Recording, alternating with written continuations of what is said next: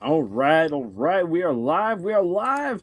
Let's just make sure though that all of the audio is coming through just fine, because that's always the absolute bane of my existence with these. And all right, there we go. There's the audio coming through. Well, fantastic. All right, so good morning, good evening, good day, wherever you are at, and welcome to our little special. I know this might be a little bit early. Uh, Live stream of theories and guesses for what's going to happen in episode 8 of the Amazing Digital Circus. And howdy, Arts. Great to have you here. And Audrey J1. Hey, howdy. I think, Audrey, this is first time I've seen you pop in for one of our live streams. So welcome. And, oh, yes. Say, again, I know we might be getting just a little bit early with this here, but I'm just very excited. That's fine. I'm on vacation. Hey, great. Love vacation. When do I get a vacation? Never.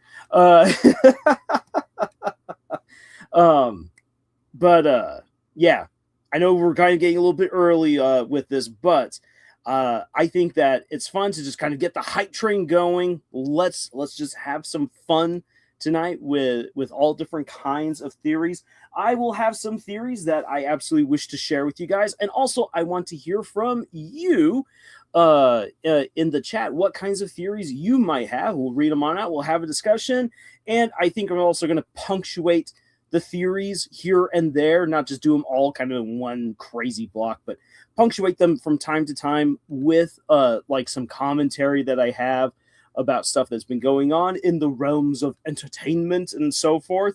There's one of the reasons why I chose the thumbnail that I did, because, yeah, there are big changes right now going down in entertainment in general.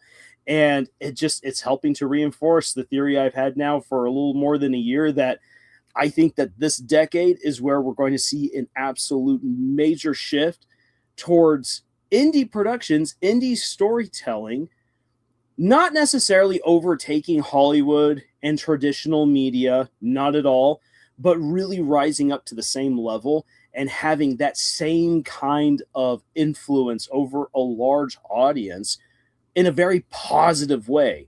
And the Amazing Digital Circus absolutely, whoop, I didn't realize there was that little bit right there.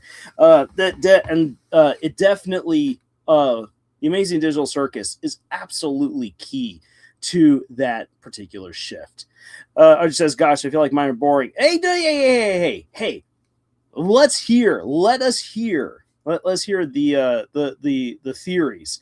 This is a great open space for people to share what they have in mind, and plays Island Vacation music. I don't know what I was just playing right there, out of my mouth. And Kyle says, "Fire away with the theories." All right. So, and again, I really want to hear everyone's theories in the chat. And trust me, I will get around to reading them. So, one of my very first theories for what I think will happen in episode 8 is that I think we could see Bubble taking control of the circus. My reasoning for that is just based off of the really brief image that we got, which I know might be a little bit of a long shot, but Caine knows he donked up. Caine knows that he made a mistake in manipulating the entire party in the previous episode. It was an amazing adventure. I'm just going to say this. Caine did a great job. He pulled out all the stops. He even got Jax to compliment him. But he took advantage of all of them. He misled them. He knows this. And no one wishes to talk to him or interact with him. We're going to see a lot of fallout. Hey, ISO, great to have you here. Woohoo, I've arrived. So Caine is just going to kind of go off and not necessarily pout in a corner, but feel very depressed and confused. Because as he told Zupel, if I'm not good at what I'm supposed to do, then what's the point? And so without a ringmaster to control everything, to lead everything, well, what's going to happen? I don't think it's just going to be the characters off doing their own thing. I think that Bubble could very easily start pulling all kinds of shenaniganery, and oh boy, it's Bubble. Bubble's weird. Bubble does weird things. So all bets are off if Bubble starts leading the circus. All right, so Kyle says, I like the theories about Caine turning true villain in these last episodes. The wacky AI ringmaster is at a breaking point, not feeling appreciated, and the circus is turning against him. All right, so if we run with that particular theory, with Caine as the villain, for one thing, everyone should really, really start worrying, because Caine has all different kinds of control over the people that are in the circus. No one is free from what he could do to them. Now, I still actually take Caine at his word that he can't really manipulate their freedom, so freedom of choice, and he can't really, or I should say, he can't remove their freedom of choice. That's the better wording.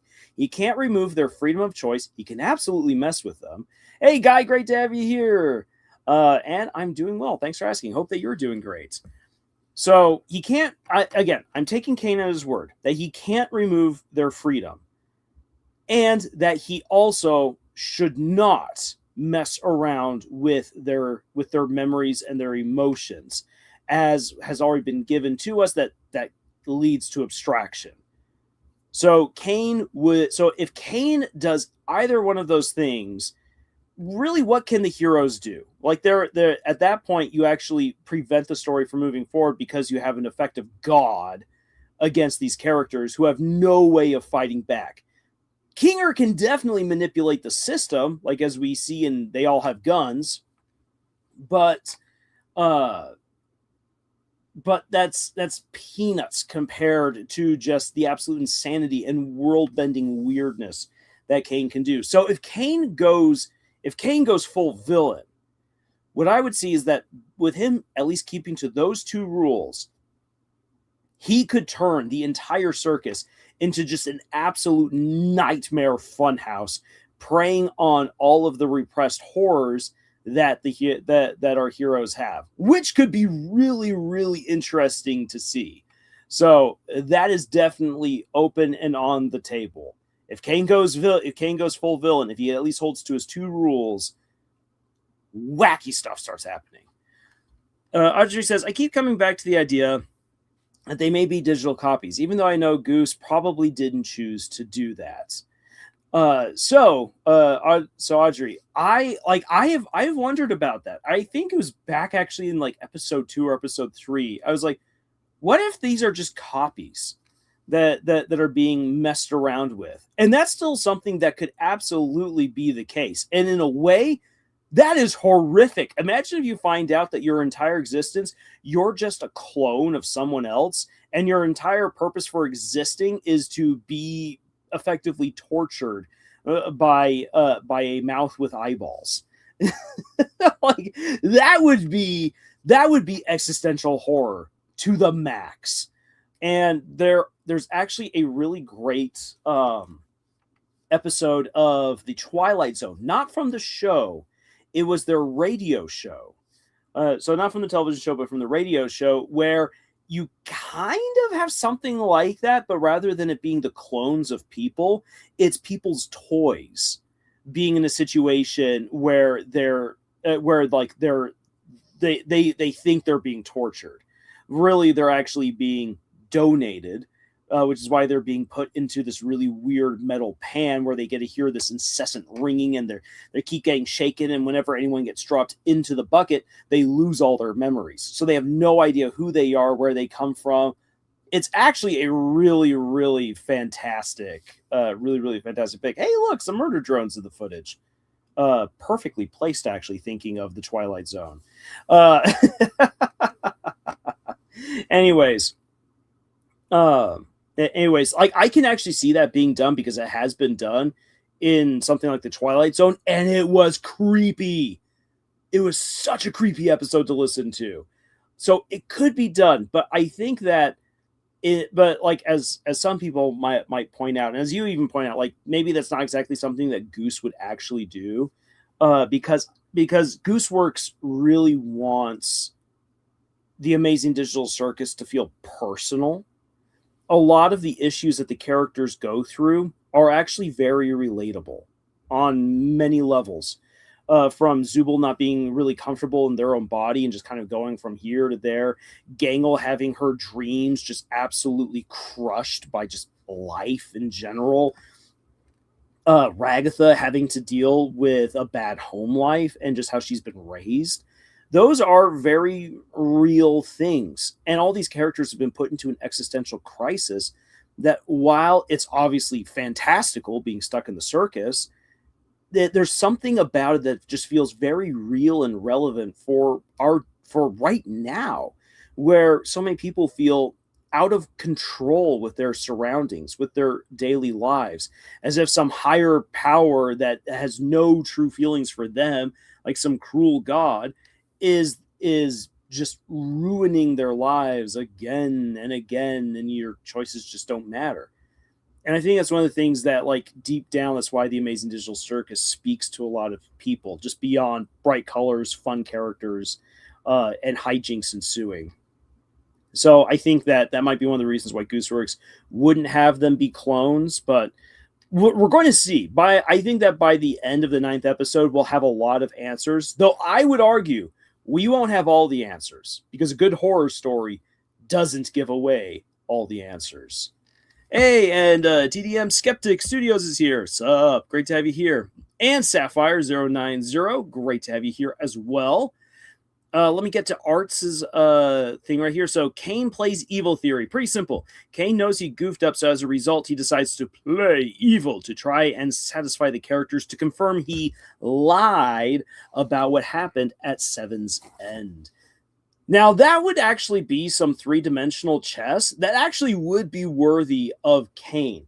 Because, again, coming back to the most recent episode, Caine did, Beach episode, Caine really played them. Caine's been studying everyone within the circus. He's gotten to know them. He knows what their fears are. He knows what their dreams are to a certain extent. And even if he doesn't fully understand them, that doesn't mean that he doesn't know how to use them, which is what he does. And that's one of the reasons why, like, the ending just feels so pernicious, if that's really the right word to use. Maybe not. Maybe pernicious is too strong of a word. Devious. There's maybe the right word for it. Devious. Because he's very clearly using the characters against themselves. So yeah. And in any case, I do feel, to your point, or to your theory, Arts, is that when Caine wove the story through Abel to win everyone over, that he actually dropped a number of truths in the mix. That it wasn't all just a lie. Like, maybe Caine sees himself as a prisoner, because he talks about wanting to get to this macroverse. He feels cut off. He feels stuck. So he's a prisoner to a certain extent. The bodies of everyone who's been taken to the circus, they need to be preserved somehow, because a la Sword Art Online, you can't simply take care of a body when your entire brain is stuck in a video game somewhere. So there has to be something taking care of these people, right? If they're still alive, barring the clone theory. So it feels like there's some truths to what Caine gave to them, and really, if they want to escape the circus, part of it is finding out what is truth and what is a lie, because a great lie isn't something cut out of whole cloth. A great lie is something that preys upon truths and people's hopes. That's what makes a lie absolutely wicked when done right. Hey, and we got Mimic here. Great to have you here, Mimic. And we also have Lee Entertainment 14. Great. And I'm Omega. Hi, great to see you here. And Misty Lord. Ah, yes, Miss Spawn, Miss Lords. Actually, seeing Misty Lord and thinking of that, I will be dressed up as a Mistborn for going to the Renaissance Festival this weekend. That's actually one of the reasons why we're doing it. If you didn't see my post about it yesterday, one of the reasons why we're doing the live stream today and not tomorrow like usual is because I'm going to the Renaissance Festival for the weekend to sell my books, and that requires going out of town up to Phoenix, and just getting ready the day before. Oh, it's exciting. I've got the nerves already kind of coursing through me. It's going to be great. I always found it funny that Pomni's eyes were on strings. Yes. Guy says, to me, Caine is like if you give a teenager that means well an immense amount of power. Ooh. You know what, Guy? That right there basically describes so many of the characters in my Legend of the Ten Lords series. People who mean well, sometimes who don't mean well, being given godly powers and just screwing everything up. Yeah, Caine's got incredible powers, but those incredible powers have got some bad consequences for everyone on the receiving end.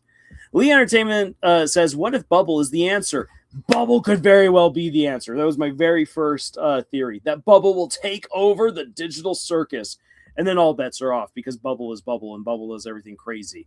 Or if we could take that a little bit more literally, what if the way out of the circus is through Bubble's mouth? I would not put it past Gooseworks. Kyle says Caine's powers are terrifying.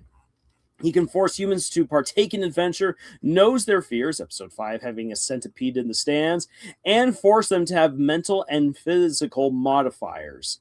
Yeah, Caine's got all kinds of powers, which is one of the reasons why Zubal's like the only reason we're lucky that he likes us, because if he didn't, it would be horrible. It would be horrible for all of us. And then Guy says again, since Caine can't express himself personally, he uses the environment to do that. Even though Abel was fake, there must be some semblance of veracity concerning Kinger when he shows a hint of disdain. And there's a thought right there. So I personally think one of the reasons why Caine tried to keep Kinger out of the mission is in part because he knows that Kinger is way more lucid and understanding when he's in the dark, and that places that they'd be going to would be dark. And so then hence Kinger would immediately start piecing things together that there's no way that a character like Abel could exist. But then there's also the fact that maybe there's a much longer relationship between Kinger and Caine of creation and creator that is not so great. And yeah, who knows what that could be. I'll be honest though, this is just me personally, and this is not to dunk on anyone else's theory if they think that Caine doesn't like Kinger. I don't actually think that Caine dislikes Kinger in any kind of way. I think it is that Caine is very cognizant of just how powerful and capable Kinger actually is, because he's one of the OG creators of the digital circus. And as such, Kinger could very easily mess around with any of his adventures if Kinger suddenly decides to go against it for whatever reason. But Kinger has always shown a willingness to go along with every adventure, which has made Caine feel very willing to put him along on any kind of journey. But this is one where he cannot have Kinger in any kind of way compromising his plans. Because if Kinger is lucid and hears about the story of Abel, he could in a second refute it and bring the whole scheme come crashing down, which would ruin the entire adventure. That's the way that I see it. But there is definitely the possibility of animosity, long-standing animosity between Caine and Kinger, which could go back to the early days of the circus or even the programming days of the circus. Let's see here. The magic backwards cap will help. Yes, the magic backwards cap. I just found this. Also, have fun on that. All right. Kyle says, what if Caine also shared his weaknesses the last episode? He said, when excited and overly focused on learning about the macroverse. That is definitely a weakness of Caine's, hyperfixation, which if you can use, and also his desire to just be praised and pleased. If you can utilize that against him in a situation that he hasn't set up, like what he did with Jax, you could probably very easily distract Caine. The only problem is that right now all of the people inside the circus really don't like Caine, so I doubt that they'll exploit that particular weakness in the upcoming episode, unless Pomni really gets her ish together. And I'll have a theory about I think that Pomni just being the absolute goat in this next episode. But let's first get through some other stuff. This whole digital circus stuff and them hiding their real bodies and transferring their consciousness into a digital world, etc., sounds a lot like things that went on in those files. Oh, maybe. X-Files. Don't worry, Mimic. I get what you're saying, but I'm going to avoid that sticky situation here on this live stream because I'm trying to keep this lighthearted. But, Mimic, I see what you're saying. Art says, one thing I tend to agree with is that Caine is purposely keeping Kinger neutralized because of his knowledge. Kinger, more than likely, is the true Abel.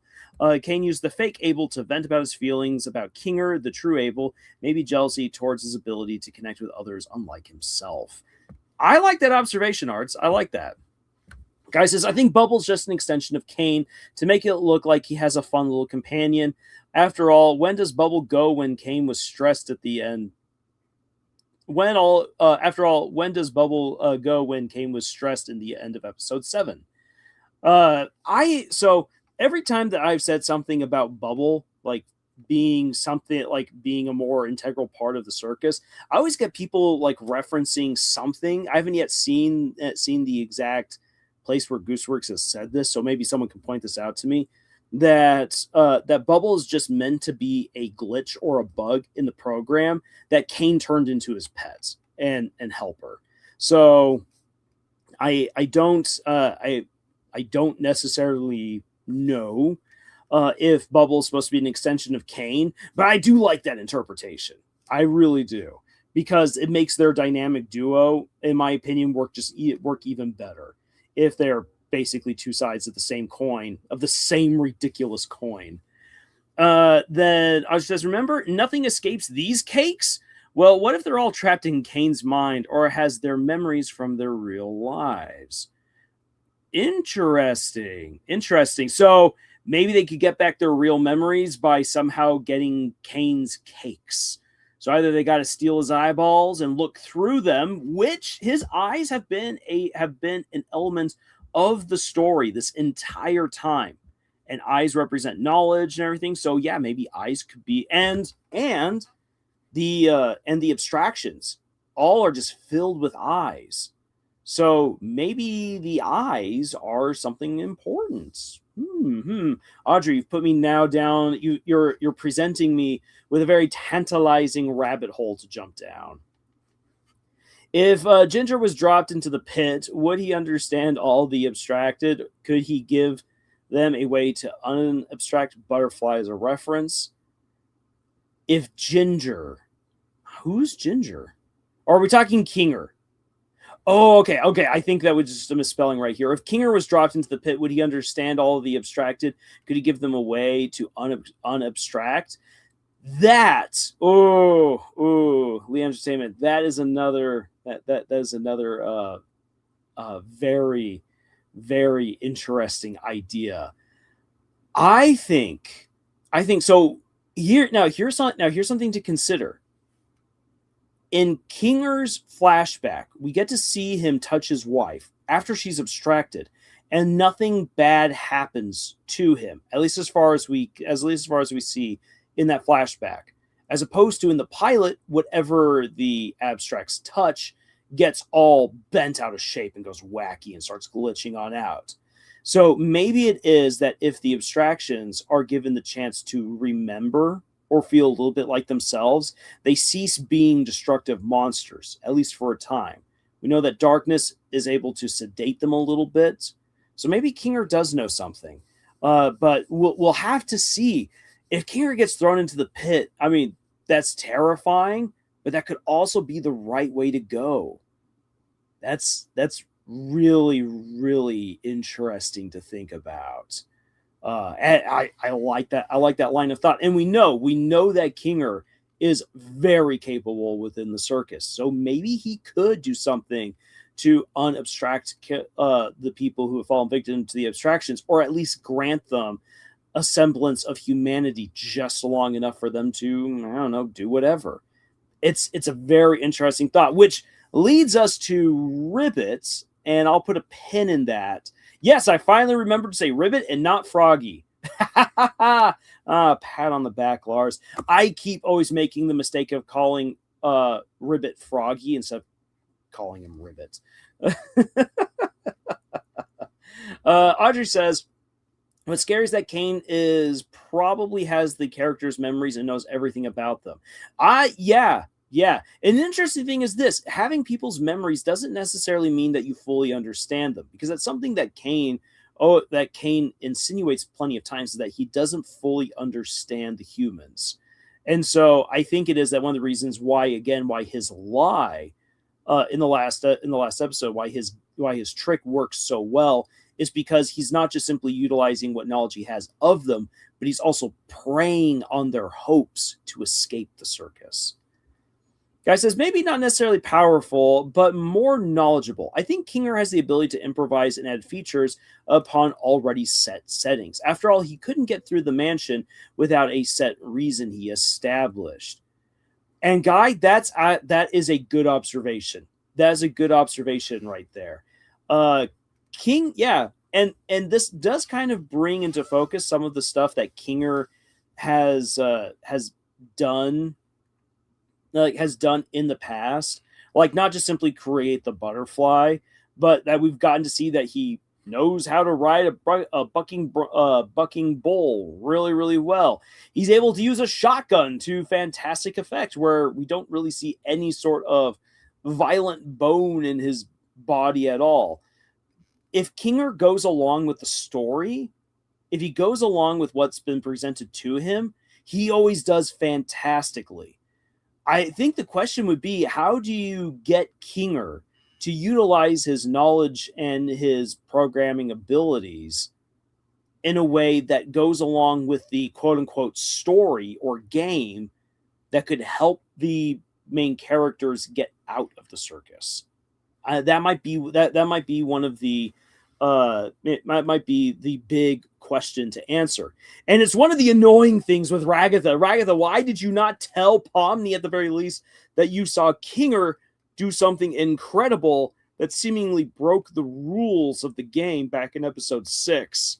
I'm just gonna say this: if it were me, and if I were stuck in the circus and I suddenly saw Kinger do that, I'd be all like, everyone get together. Have you ever seen Kinger do stuff like break Caine's rules and just start getting information, and try to figure out what the heck Kinger did, and then hopefully that gets everyone else, like for instance Pomni, talking about, oh yeah, Kinger's way more present when he's in the dark, and then that gets people to be like, wait a second, drag Kinger into like a dark room. Okay, dude, tell us everything. It just communication, people, communication. Guy, what about the intro only happening in the pilot? Guys, what about the intro only happening in the pilot? And Moldy Muffin is here. Great to have you here, Moldy Muffin. What about the intro only happening in the pilot? I wish that we got the intro way more often, and I would love to see the intro done differently each and every time. Unfortunately, that costs money. That's the reason why. If you want to know why we haven't gotten more of the intro, and especially like different variations of the intro, because now that Pomni's part of the gang and things keep changing, I think it's just because money and time. But man, it'd be great to get a new intro each and every time. Somewhat kind of like ReZero, which I know ReZero doesn't always really deliver a true opening. It just throws you back into the story. But anyways.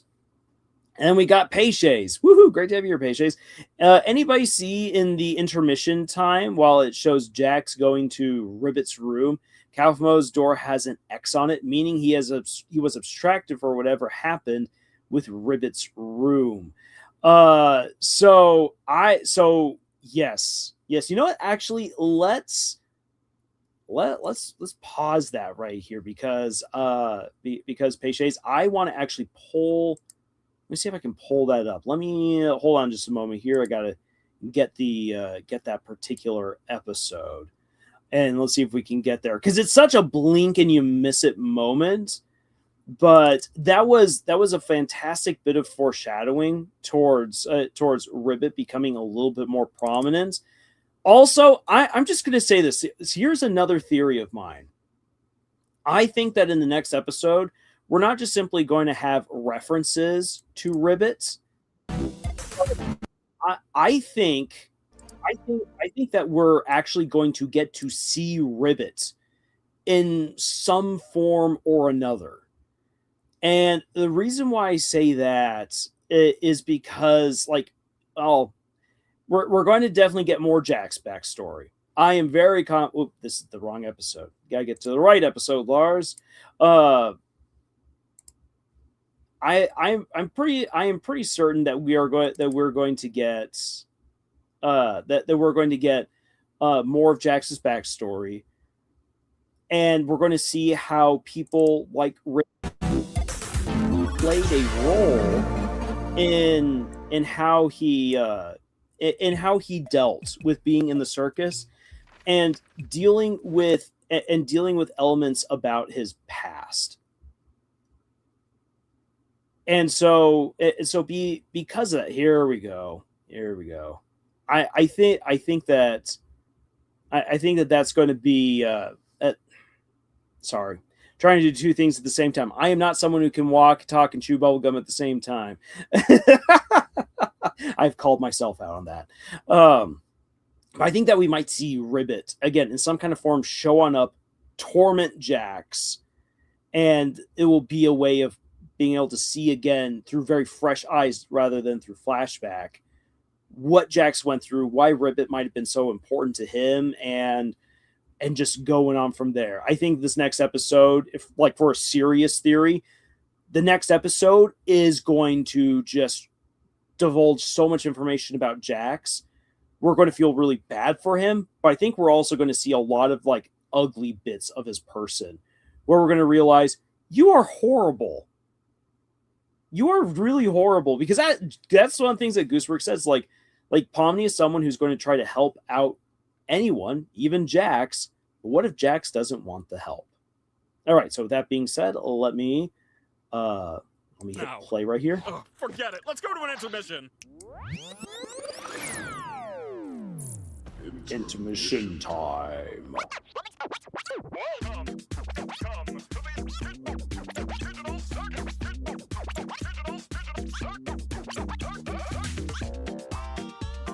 This is such a great sequence. I just gotta say, it's like, okay, guys, give us some of your best animation as if you're all high on drugs, but please don't come to work high on drugs.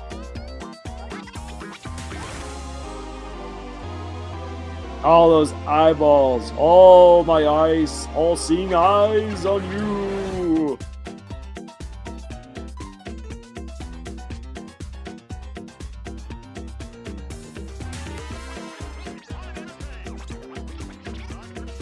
And music is good too for it as well.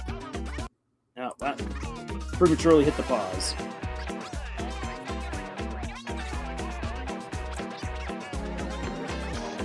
Okay, so here we are. There we have Jax running through the hall, and there's Ribbit's X'd out door. Again, and we have all of the eyes of the abstracted all around, which, so heavily hinting at what happened to Ribbit, abstraction, Jax's connection to it, which is then further reinforced in the next episode, And also we get to see in Beach Day not only Jax being effectively haunted by Ribbit in his room, but also we might have gotten a glimpse of where Ribbit abstracted when Jax looks into one of the orbs and just gets totally lost in thoughts. So let me I'm so happy to see a lot of other people just popping on in and dropping all these things. We got G Turtle X, great to see you here. We got Row 83 RT, fantastic as well. Great to have you guys here. And we've got Gray V1 with the amazing image of Rickroll. Fun little aside, Camille's Harem back in the day, we tried to rickroll as many people as possible at a film competition, or more like a video competition, because we weren't actually using true film. And at the end of a zombie short that we did, we rickrolled the audience. It was fantastic.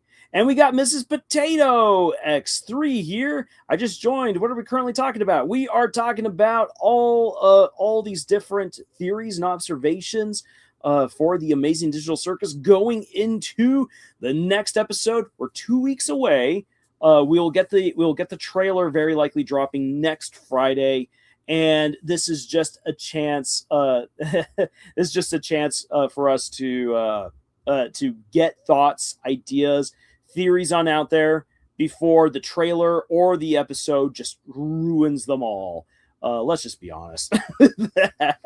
I am amazed whenever anyone can actually get anything truly right for the next episode. And kudos to Gooseworks for keeping us all on the edge of our seats.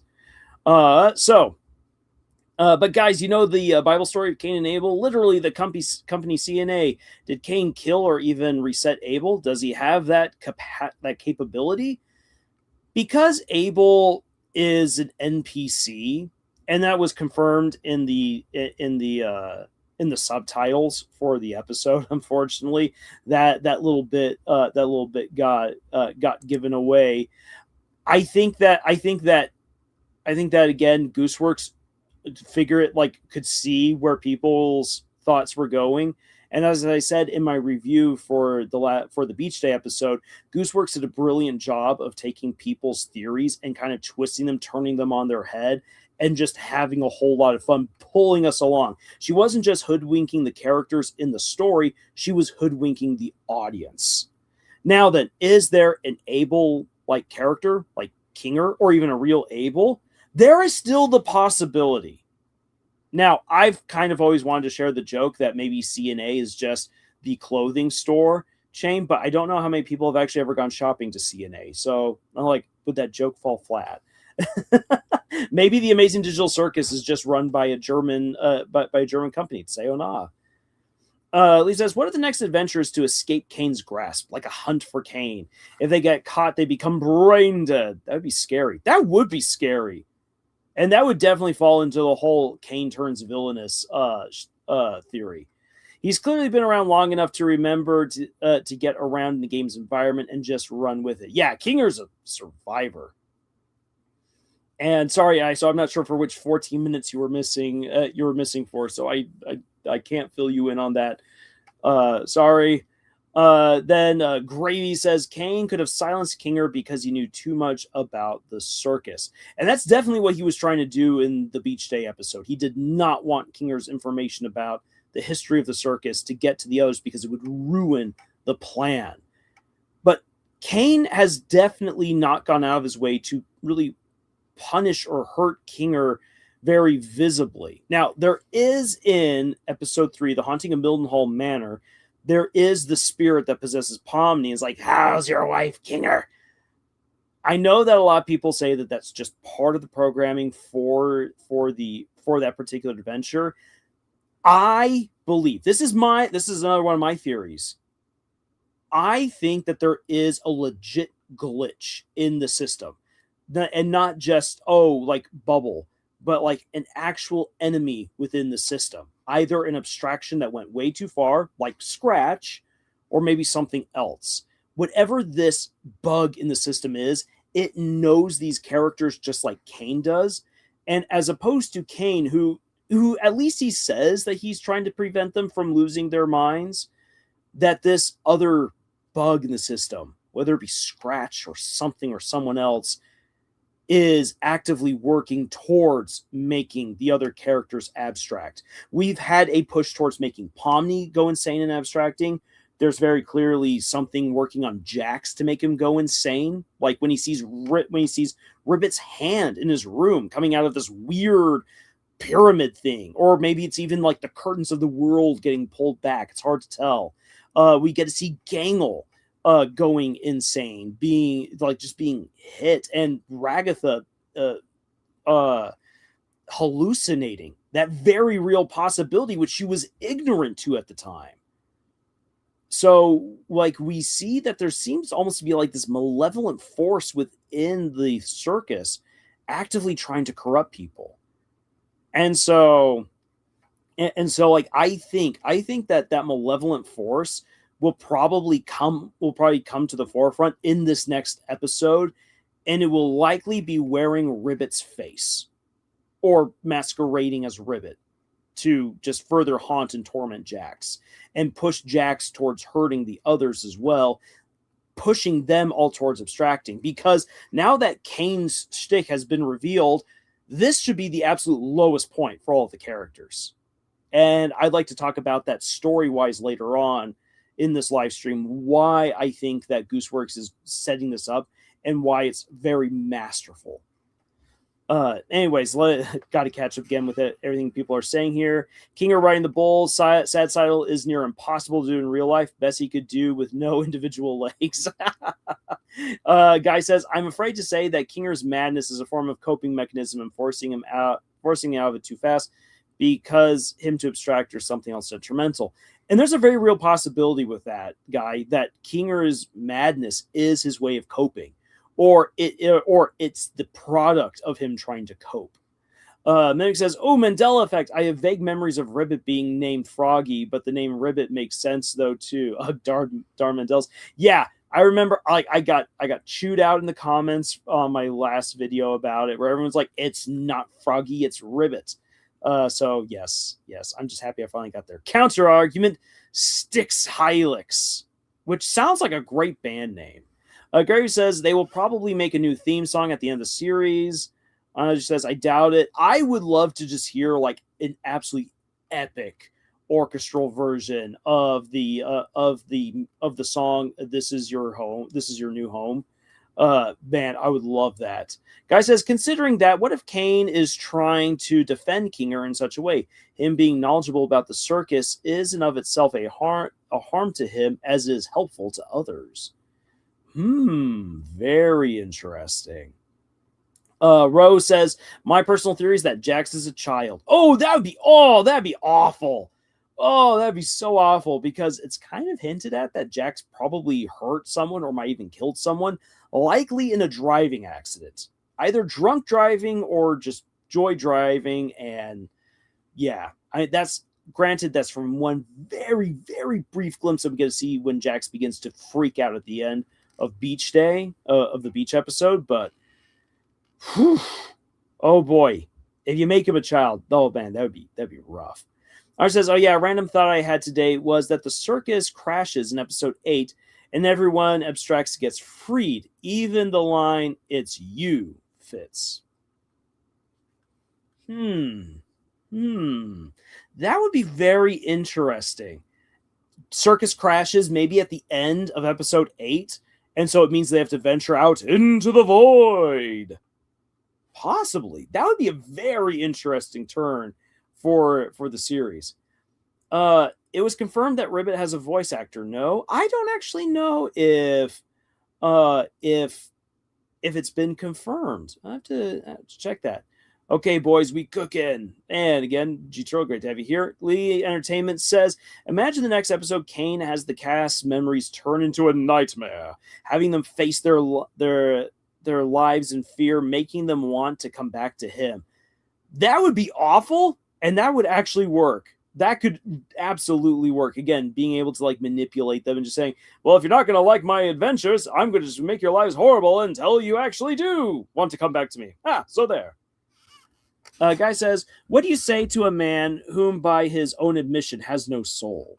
Why would you say anything? This quote is from No Country for Old Men, and I think can be applicable to Jax in a way. Oof. Oh, that hits. That hits hard. I'd almost apply that to Caine since Caine's a program, but oh, yeah, because Jax goes out of his way to just be awful, and him being awful is very likely his coping mechanism to everything that's been going on to him. That's what I've been theorizing since like episode 2. And so, yeah. Man, that does feel kind of applicable to Jax, but not because Jax doesn't have a soul, but because Jax has been stepping away from being personable enough for other people to genuinely and positively help him. Give us your best animation, folks, because we're on the last episode. Not yet. We still got one more episode after this full 9-episode season. We're ready for this. I can see it. I know a lot of people are like really upset because like 2 more episodes. How can you wrap it all up in 2 more episodes? Gooseworks can. Gooseworks has shown an amazing ability to get concise, to tell very powerful stories in a brief amount of time. The thing is that the Digital Circus has been jumping all over the place to give us all these different insights into characters that it might not always come across as though Gooseworks is really laying out a very powerful groundwork for what happens next. On top of that, because we haven't gotten much in the way of development for characters actually escaping the circus, but I mean, that was kind of the point all along, is that they couldn't escape. But then they were finally given a chance that maybe they could. Now, what happens when you take that possibility away from them? G. Charles says, I think the most recent teaser of Caine snapping might be a flashback sequence of when Scratch got abstracted. Oh. Ooh, I like that. I like that theory right there. That would be neat. Art says, it's funny when someone becomes abstracted. They gain multiple eyes all over their body. Maybe a reminder that someone is always watching them. Now that Moldy Muffin says, what if in order to escape the circus, you got to remember your name? What are your opinions? Moldy Muffin, I actually love that idea. I think that that's great because what if the key, like a logout password rather than a login password, is to remember your name, and the names have been removed. Now, if Caine knows those names and he's not handing them over, that would definitely make him a bona fide villain. Or what if their names have been stolen some other way? But I love that idea. Moldy Muffin, that is a fantastic idea. I love that. Thank you for sharing that theory. Maybe says, what if the final episode of the Digital Circus will be a Rickroll? And that concludes the Amazing Digital Circus. Caine singing, never gonna give you up, never gonna let you down, never gonna turn around and desert you, and throws a little bit of hip into those final words right there. Because Gooseworks would totally do that. At this point, with all of the beef that people have been giving her online, I would absolutely accept a Rickroll at the end of the Amazing Digital Circus. That would be brilliant. Hey, we got Ezra N6S here. Great to have you here, Ezra. Did we already discuss the Jax causing the fake adventure with belief theory? I saw that somewhere. No. Ezra, I've not heard that one. Please elaborate more. I'm interested with that. Or I say I'm interested in that. And he says, then again, I guess she kind of did do something like that in the last episode after Jax pushed the red button. Okay, I'm just going to say this. I really like how Gooseworks inverted the whole blue pill and red pill. Because like the red pill is supposed to, what is in the Matrix is what is supposed to wake you up to the reality of what you are in and help you escape. But in this case, the blue is supposed to help you escape and the red keeps you there. I like that inversion. Totally Toby VR. Hi, bye. Well, Totally Toby, thank you for popping in for the hi, bye.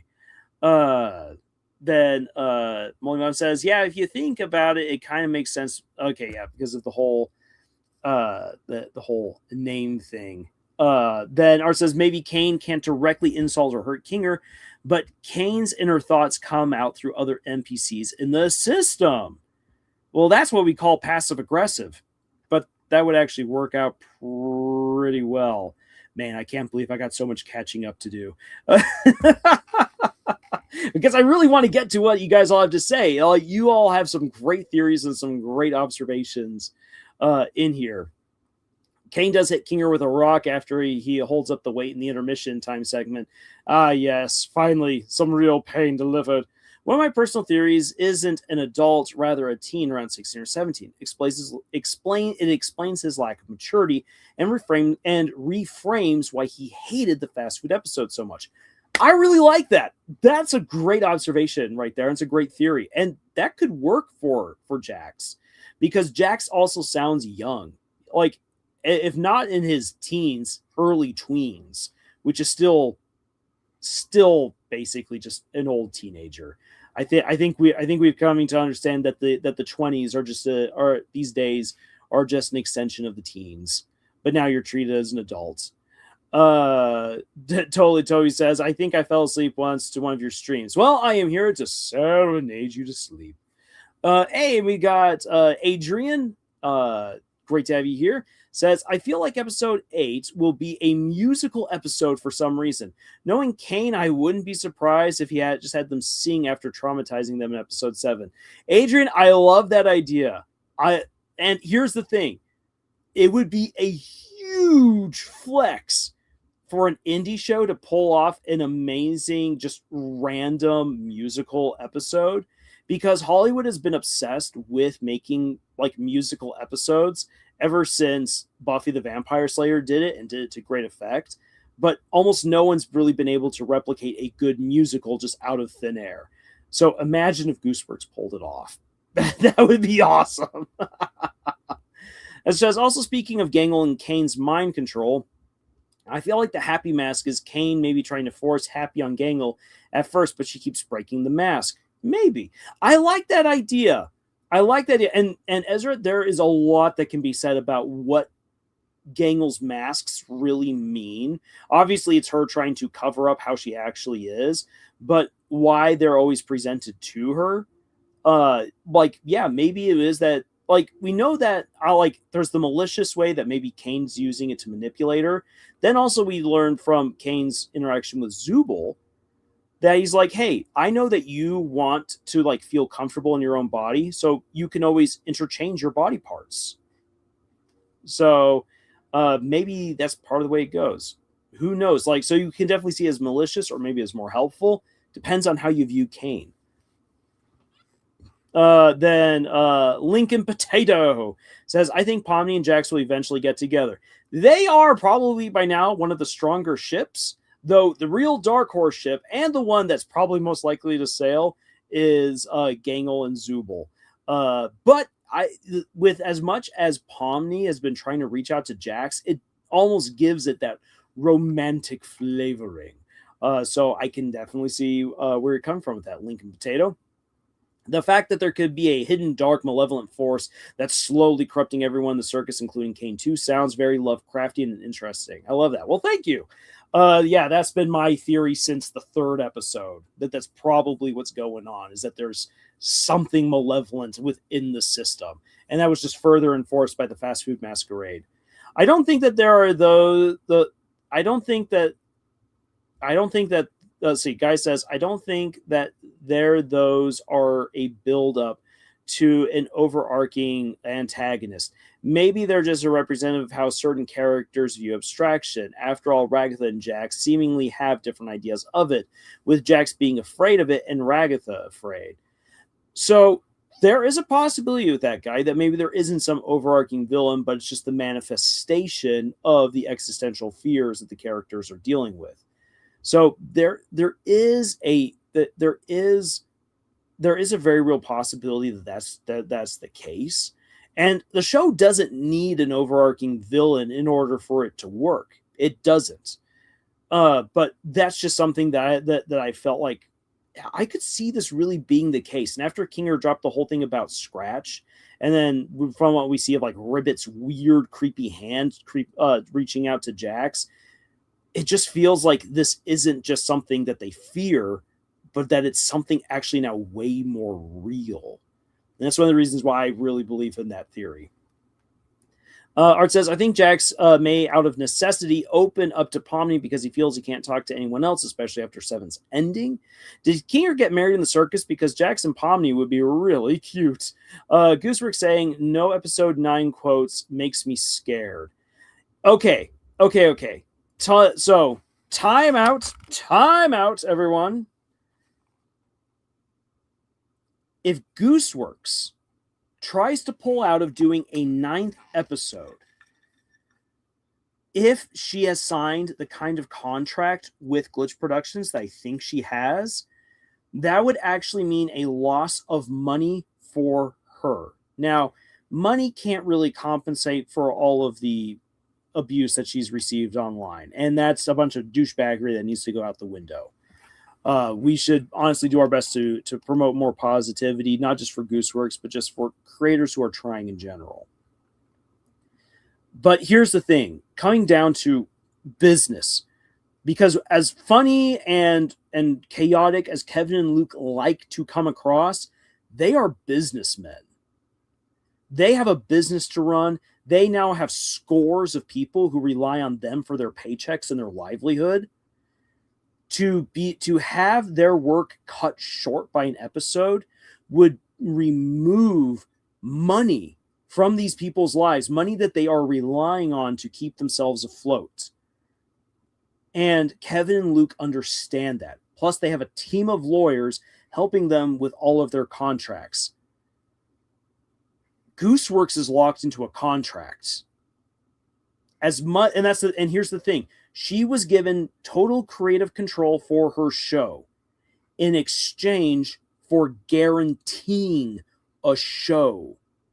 And these contracts stipulate just how much is expected of the showrunners. Gooseworks owes 9 episodes. I highly doubt that she can just back out of it. If she could, Kevin and Luke have explaining to do. Not because what has happened to her isn't bad, or that her reaction isn't justified. Not at all. But business is business, and they have to care for their people. They also have to care for their fans who have been promised 9 episodes. And in which case, you can't just simply be like, well, because a minority of you have been real douchebags about this, no more 9th episode for you. You can't do that. And so, honestly, it would be a worse headache for Gooseworks to back out of a 9th episode than it is to grin and bear it and follow through with this. Now, I'm not privy to any of the conversations happening behind the scenes. I can only go off of what my experience is with this kind of stuff. And so I can just tell you that it would be very hard for Gooseworks, even in an indie situation, because there is a legal contract involved for her to not deliver the full show. Because other people's livelihoods are at stake in this. So that's just something to consider right there. I would hate to be anyone right now on that side of the screen, having to be in Gooseworks' position, because that's just so rough. And the abuse she's gotten does not deserve it. And then everyone who's working with her, either as colleagues or as friends or as family, that's just rough. And people wondering, well, like, we're putting all this love and effort into these amazing episodes, and yet you get treated like this? Is it worth it? Like, there's some very rough and hard conversations there. But for the benefit of more people, it's better to go through and make the whole 9 episodes, which she has said is the plan. So that might not necessarily be a theory for the show, but that's a theory of the work behind the show. As it says, I saw in a different video, more just something to think about. The abstracted are still semi-conscious. I would agree with that. I think that they are conscious to a certain degree. Fabio is here. We're great to have you here, Fabio. Alex Roshan's Caine voice is perfect for a Rickroll. I know, and I want it now. Now that's been brought out, I want this. I want Caine to Rickroll me. Alex should sing it. I agree. I would be so mad, but it'd be so funny. Exactly. And Short Zach says that it's all okay. So this is coming back around to the theory for episode 7.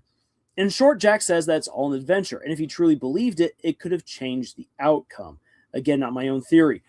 That is very interesting. That, again, your imagination does have an effect on what happens in these adventures. Caine even says so in the very beginning, in the pilot episode. You are only really limited by your imagination and your ability to, and your inability to swear. And as we've learned from Zubul now, your inability to have sex. And of course, your name.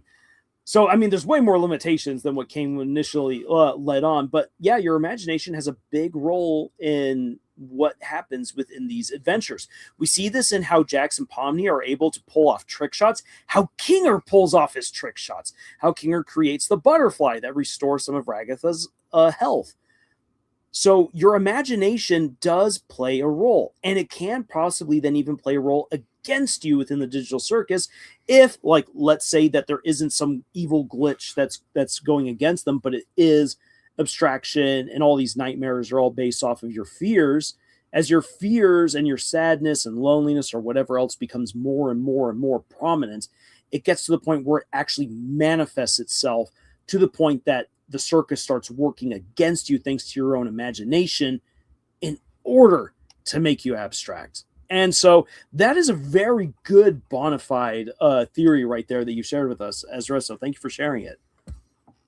That says like the whole like name thing, kind of like Spirited Away, which is a great connection. Moldy Muffin's got another theory. What if when you are in the digital circus, you actually get sucked into the game? It would make sense because they can feel pain. That would be neat. That would actually be a neat eldritch horror element to it, where it's like it's not just a game anymore, but you are actually in something very real.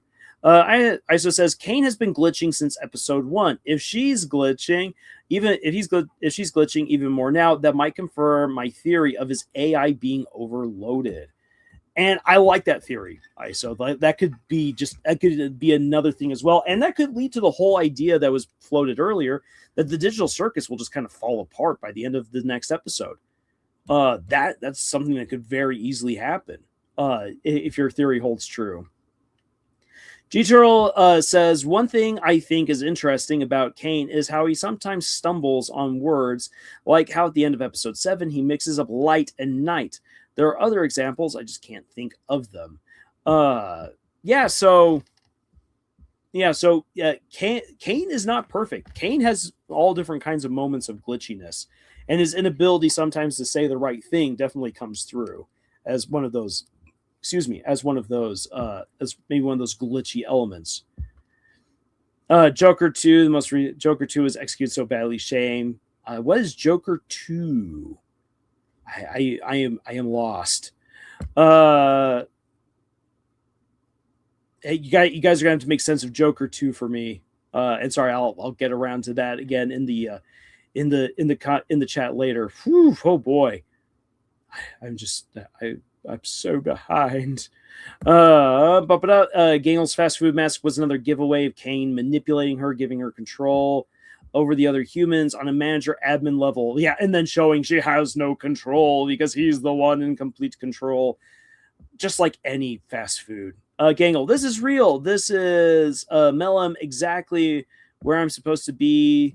Now gonna let the light shine on me. Now I found who I am. There's no way to hold it in. No more hiding who I want to be. Dorcas Daydreams is here. Great to have you here, Dorcas Daydreams.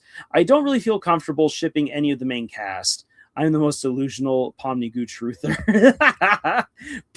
Yes, Pomni-Goo. Pomni and Gummy Goo. you know what? I am willing to believe that ship as well. So far, my favorite joke ship is Sid and Pomni with a prototype from Poppy Playtime as their child. Speaking of musicals, imagine if the cast has to do a Saran Samai. I probably absolutely mispronounced that. Saran Samai, where they have to stop a giant monster. That'd be something.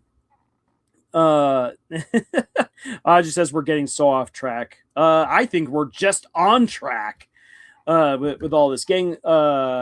Then Fabio says, there's a Amazing Digital Circus fan song, and Jack's toy even has a reprise based on episode 6. So I at times imagine like a musical AU, but all's the same basically. There's just a forced interpretation of too emotional for words, sing too emotional to sing stop, where they randomly have to sing, but when they feel a lot. Okay, so I recently was watching some videos about musicals, and I finally heard that. I've been in musical theater for 3 years, and I have never heard that said before. That a song in a musical is when you're too emotional for words, so you sing, and when you're too emotional to sing, you stop. I finally heard that. I'm like, I've never actually heard this before in musical theater, so it's something new to me. They should do the Amazing Digital versions of Hamilton songs. That would be amazing. And we've got Axel Tovar. Great to have you here, Axel. Thinking of musical episodes also made me think of the same concept. Axel says, who do you think the gang are going to be mad at Jax? Be more mad at Jax or at Caine? So, Axel, to answer that question, so this kind of takes me into something I said I'd put a pin into. So the anger is going to be spread pretty evenly at against both Caine and Jax.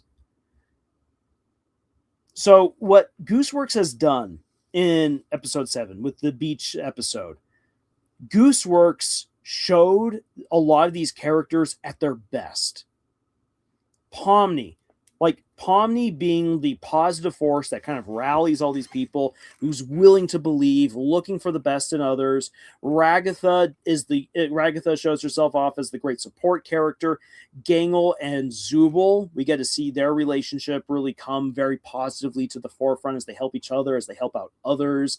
Even Jax gets brought in against his better judgment into all of this. Other than Kinger, who's kept figuratively in the dark throughout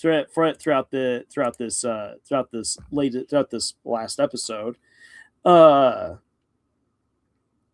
Say we don't really get a chance to see him at peak performance, but just about everyone else. And right as it seems as if they're about to escape the circus for good, that gets taken away from them. Not just by Jax hitting the red button, but by Caine revealing that it was all a lie. It was all just a game. It was all just one of his adventures. As a result of that, all of the characters are now going to be brought to their lowest level. This is something that you often do in writing, especially when you're telling far grander, bigger adventures, is you want to take your protagonist or your protagonists to their lowest level possible. You want to break your characters. And this is where like authors like to laugh and say, haha, oh, I hurt my characters because I love them. It's not so much I want to hurt them because I love them, which is a sadistic way of thinking about it, which unfortunately is not just simply a meme, but it's now like an actual attitude amongst a lot of writers, which I don't like. The reason why you bring characters to their lowest point is because when characters are at their lowest, they show who they truly are. This is why we will be able to see Jax at his absolute worst. This is why I think we'll finally get to see truly like what's been going on with Ragatha, because Gooseworks has promised that we're going to really see who Ragatha is and her problem. It's been hinted at, it's even been stated, but we have yet to see it truly manifest itself. And I think in this next episode we'll get to see that, because Ragatha will have been brought to her absolute lowest. Gangle is just going to be probably back down in the pits of depression. Zubul is going to just kind of disassociate because why does anything matter? which is how we were introduced to them in the beginning of the show. The big question is Pomni. Does Pomni revert back to how she once was? Or does Pomni again step up? We've already seen Pomni push down multiple times, and it's thanks to what Kinger told her in episode 3 that she was able to move forward. I think that Pomni is going to be pretty broken like everyone else. And that what's going to happen, and this is what's going to help Kinger's character also evolve, is that Pomni will go to Kinger. Because it's like Kinger had this great advice to help me out at my absolute worst time back in episode 3, The Haunting of Millenhall Manor. I was freaking possessed. But Kinger helped me out. So what if there's another way that he could help me out now? And I think that that's where we're just going to see the goodness and the optimism inherent in Pomni, despite everything that she goes through, where we get to see her be the one who once again kind of tips the dominoes and gets the ball rolling, leading up to that confrontation with Jax, where everything starts coming to a head. I really feel like episode 8 is going to be very heavy on character development because all of the characters should be at their lowest point. And that's why it's important as a writer to bring your characters down sometimes, because when they're at their worst is when they truly show who they are, which can help them to rise to their true potential or fall to their lowest potential. And that's what you want to do as a writer. That's what helps to facilitate great character development. Okay. So, a little bit of writing insight and advice out of the way. All right, Rose says, something I had initially thought about when the last episode ended was that Caine is Scratch. Probably unlikely, but it would explain why Caine is so unstable, yet also puts himself above the other AI. Interesting thought. If they don't understand why Jax did what he did, they're just stupid. Obviously, Caine. Not trying to be rude, by the way. Now, it's fascinating trying to understand Jax better, and I'm really looking forward to this next episode because I think it's going to put Jax's choices in the last episode into even more context. I feel like if Goose didn't make a 9th episode, there would probably be even more hate, which would be bad. Exactly. It's just better to finish the show. And Caine plus Abel could mean Cable. Thank you, Schmoopy. Thank you, Schmoopy, and great to have you here, Schmoopy. And then Into the Wild. Oh my gosh, hi, hey, Into the Wild, great to have you here. She says, that was me, the Hamilton obsessor. Yes, it was and it was your cigar smoldering in the ashtray. Yes, and it was you who let the monster out. Yes, that means that you and my grandfather were, yes, say it, he was my boyfriend. Da-na-na-na. To everyone who gets that reference, congratulations. You are truly cultured. Axel says, so have you heard of the theory that the characters themselves are not the actual people, just digital copies? Yeah, we were actually talking about that earlier, and how it's very viable and would actually fall in line with old Twilight Zone episodes, but more likely just to keep it feeling even more relevant in terms of existential horror. It's probably far more likely that these are their actual selves. But it is a possibility. Let's not rule it out. It says, I have Alexander Hamilton. That would be enough. It's quiet uptown. Who lives, who dies, who tells your story, running in my head all at once. Wow, that's a lot of music going on all at once. Gangel's imagination also manifested a way to deal with Jax in creating a training video from scratch. Oh, that training video is just absolutely awful. But yes, and we have a Mazuma Razer. Finally. Into the Wild says, that's so real. Absolutely. Nick says, wow, Mr. Lars, I had so much catching up to do here. I know, so much catching up. And Mazuma says, 2 free tacos. Oh, yes. I've been summoned for tacos. Into the Wild says, what amazing digital circus characters are which Hamilton characters? Ragatha is Eliza. No one can convince me otherwise. Ribbit is George Washington. You can't convince me otherwise. Kinger's obviously Thomas Jefferson coming rocking in after his time in France. Jax's Burr. That is absolutely 100% correct. Gravy says, one of my theories was that they were all mental patients in an asylum, and they are all based on different reasons. You would be in a mental asylum, so maybe the asylum put them in VR headsets. Now then, that's a really neat theory, and it would actually jive in a very interesting way with Pomni's recollection of going into abandoned spaces. What imagine if she went to an abandoned asylum and that's where she got caught and put into this whole thing. But I have to refute myself with that by pointing out how in the pilot episode, Pomni freaked out when she went into the office space and saw the computer. Very likely she went into an abandoned office space, and that's where she found the headset, put it on, and then got stuck in the circus. And then we got Baby's AJ pink sweater. Hey, great to see there, pink sweater. There is something nice to calm me down after the next leak of episode 8. Gangle is Peggy. Ooh, that works. And then Moldy Muffin says, when people abstract, could they have become ghosts? Because when Jax was having a panic attack and you turn up the brightness, it shows a frog-like face saying either chill fella or Felix. Interesting. Moldy Muffin, where exactly does that happen? In which episodes? So that way I can go and I can try checking that out, because I've never noticed that. And I haven't seen anyone else bring that up either. I Have No Mouth and Must Scream is a great short story, and disturbing short story. But yes, Audrey says, the teaser had me so frightened, like a feeling of dread just set in the pit of my stomach. Let's see here. Queering Queen. Oh my gosh. G-Troll's got to go. Hey, G-Troll, thank you so much for being here tonight. Wow, I'm so behind on all of this. But we're definitely going to get a worse cliffhanger than episode 7, episode 8. I agree with that, pink sweater. I absolutely agree with that.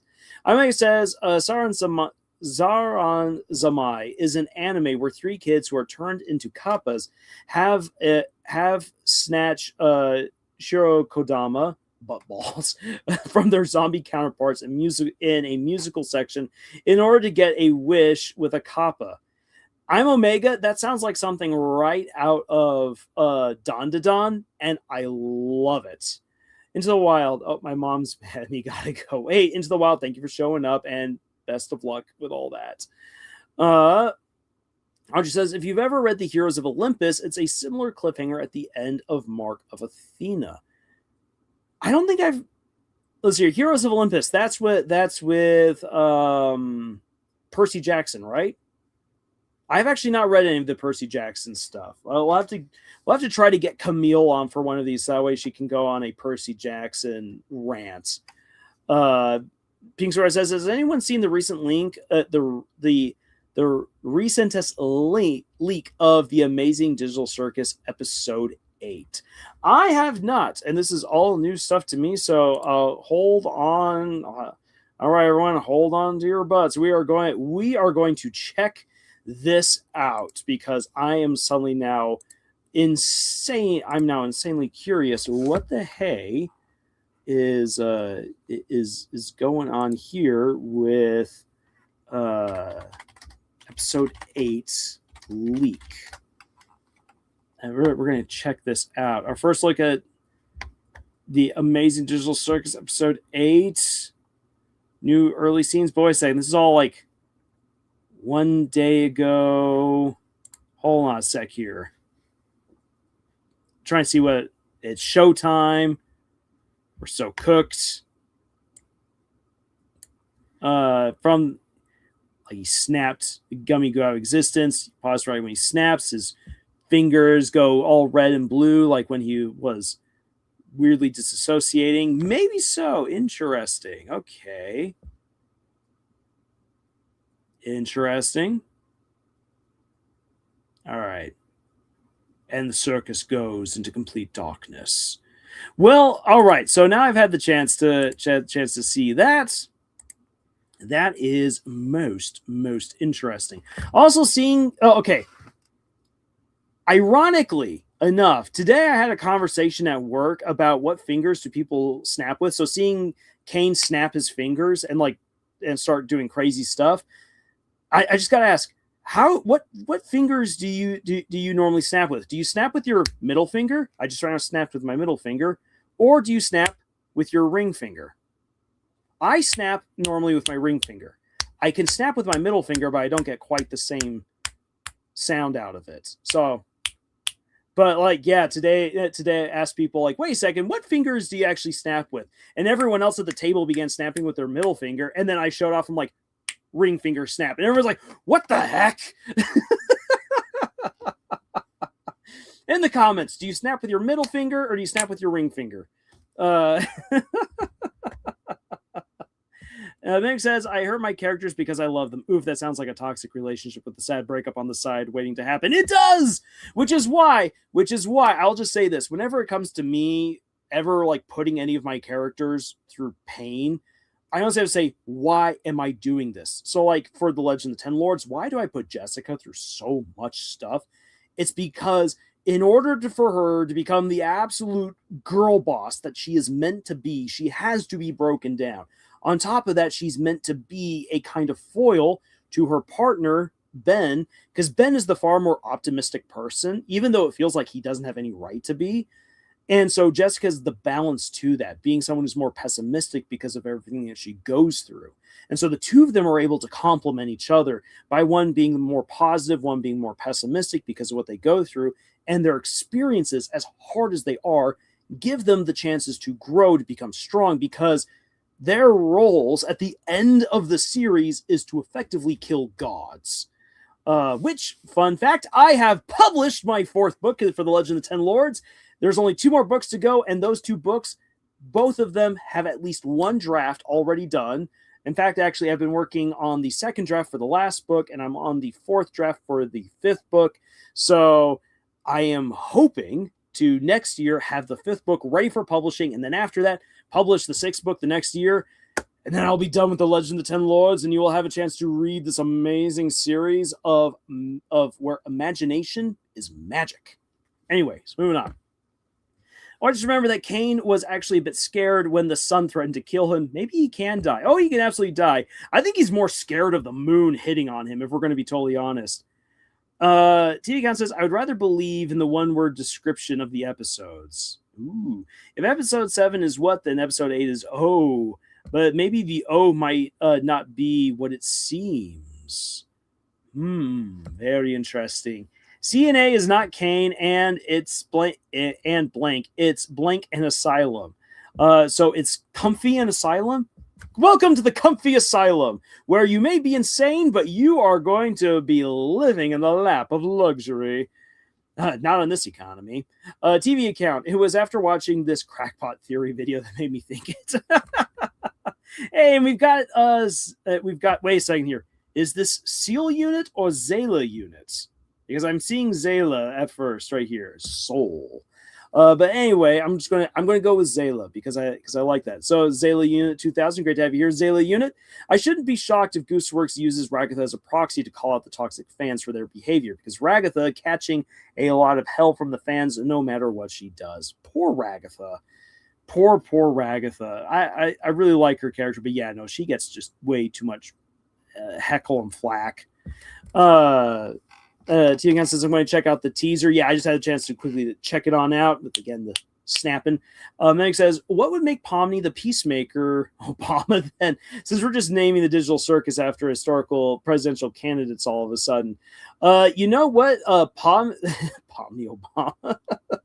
Actually, you know what? If I'm going to say that Pomni is like any president in history, I am going to say, let's see here. American presidents, going through them all my time right here. I would actually say that Pomni would make a very good FDR. We're going to call her Roosevelt. No, we're going to call her Frankie Delano Pomni.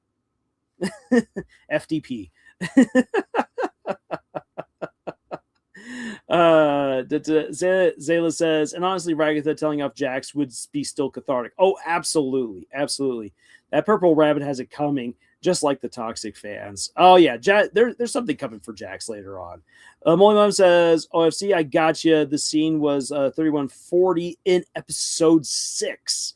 Okay, let's see here. I should have episode. Actually, you know what? Put a pin in that because I got to catch up with everything else everyone said before I start jumping around to other episodes. Guy says, I snap with the middle finger. I think it depends on each person. Well, Mesmer Roser, good to know you're an adult. Audrey says middle finger. Pink Sweater says middle finger. Mazuma also says middle finger. I snap with Kyle says I snap with the pinky finger. I have managed to do that only once and it hurt. Snapping with the pinky finger. I think it was more like the bone snapping. ISO says I snap with my middle, but ring offers a louder snap. I snap with my ring on both hands. Also, to also snap with the middle for a continuous snap. 3 in a row. There we go. There's 4 of mine right there. Then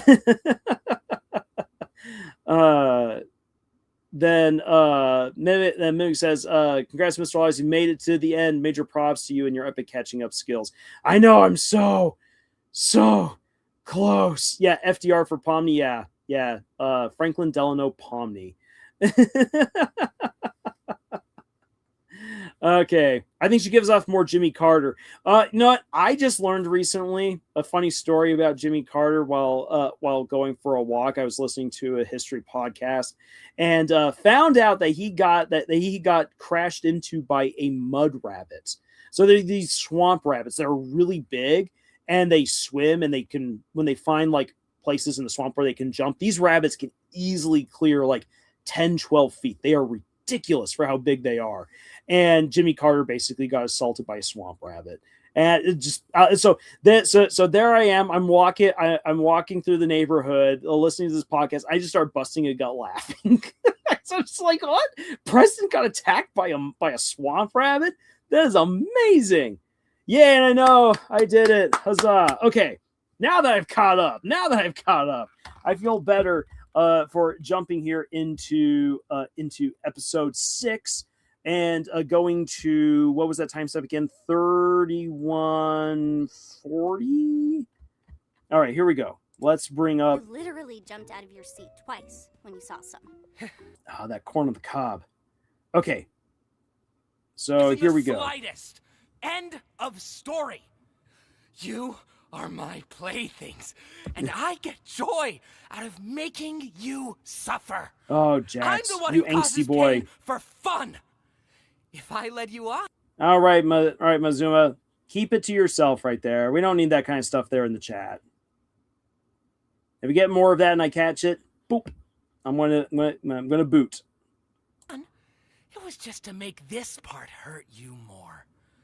Do you think they go through every adventure they've ever had in the last episode? That would be neat, Gravy. I would actually love to see them going through all the different levels of the different adventures, and then trying to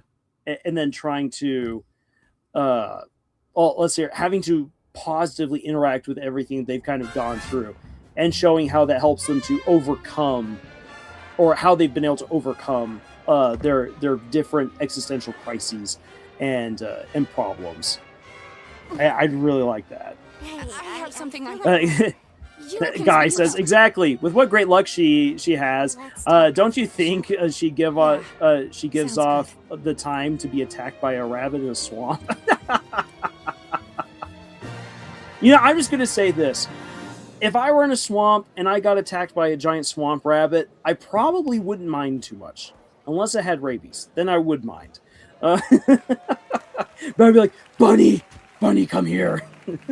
Ladies and gentlemen, it's time for the Favorite Character Award. Okay, low key, but honestly, Caine should be the MC at the next Oscars. Like, don't bring in the voice actor. I want Caine. I want animations of Caine doing all of the stuff. That's how the Oscars should be. Before anything starts, I'd like to thank the committee for examining our nominees and voting on our winners. So a clip episode for the next episode, but like that one episode of Community. yeah, like that. Malevolent says the scene where it shows Chill Fella is 3140. Okay, so we're getting there. I'm gonna let it run to that right now at 3122. I really wonder if in episode 8 or 9 we'll finally get a reason as to why Jax is traumatized by corn. I hope it's not too traumatizing. Oh, it's going to be traumatizing, and I'm ready for it. I'm ready for... God, looks... Okay.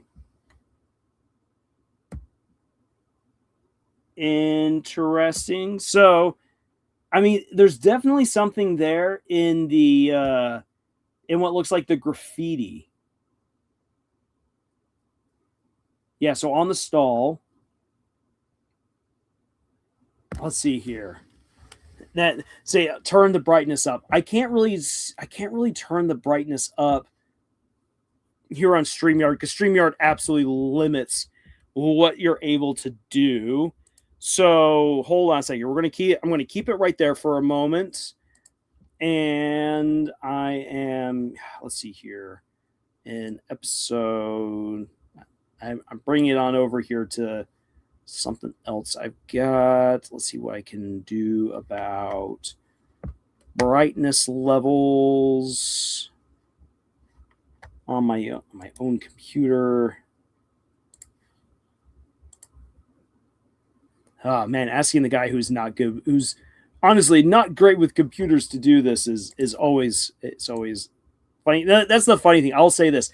I am not great with computers. There's so many times where people are like you look like you're someone who knows computers really well. I'm like, nope, I do not. Okay, let's get brightness settings. Let's get this. No, I don't want. No, I want texting. I want the brightness brought up on here. Whatever. I will check this out. Well, I'll have to check this out later because I'm just now kind of derailing the stream, chasing this one thing. Can you screen cap it here? So let's see here. Let me see if I know it. Since this has already been brought by other people, there's got to be something that has already been posted, and I can just grab that. So, Ribbit in episode 6 of The Amazing Digital Circus. Let's see here. Did anyone... Oh, okay. Here we go. Someone over here on Tumblr. Thank you, Tumblr. Let's see here. What did they show? Nope. Ah, dang it. No, they didn't. They didn't up the brightness of the particular shot. So nope. Ah, man. It was too soon. It was too soon for me to thank you, Tumblr. How do you do this to me? Okay. Well, we're gonna have to. This will require more research. At another time. All right. I will do my best. Are those bones in the bathroom stall doors? No, it just looks like graffiti. Yeah, so try and take a pic here. We'll you know what? Let's see here. I'm gonna take a screenshot. Okay. So I got a screenshot right here. Now then, I will go into... I'm going to go on over into some paint editing. I know I'm not... Let's see here. What is that? Oh, that's the zoom factor. Don't need that. Don't need any of that. I need brightness. The moment I say that, suddenly my brain switches on over to the Stormlight Archive. Ah, brightness! How are you doing today? For those of you who don't know, in the Stormlight Archive, the way that people are ranked in terms of social hierarchy is based on the color of their eyes. Okay.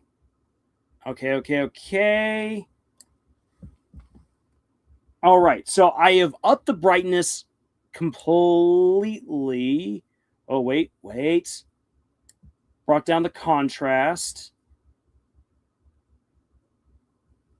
All right, I will, let's see, what, I'm going to do one more thing here. Yeah, okay. Nope, that doesn't do anything. All right, so I have, let me save this as a copy, and then I'm going to share it with you guys. So, sorry about this right here. Ribbit in the stalls is what I'm naming this. And we're going to see if I can now share it.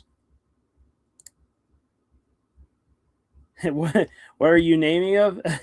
Ribbit in the stalls. Okay, let's hope. Let us hope that that StreamYard will now let me show this after all this work. Pictures. Screenshots. No! Screw you, StreamYard. Wait. Okay. All right, there we go. There it is with the brightness cranked up as high as I could do real quick, as well as removing some of as actually helping to accentuate some of the shadows, which honestly brought out some of the contrast. You can do this, buddy. I know, we finally got there. So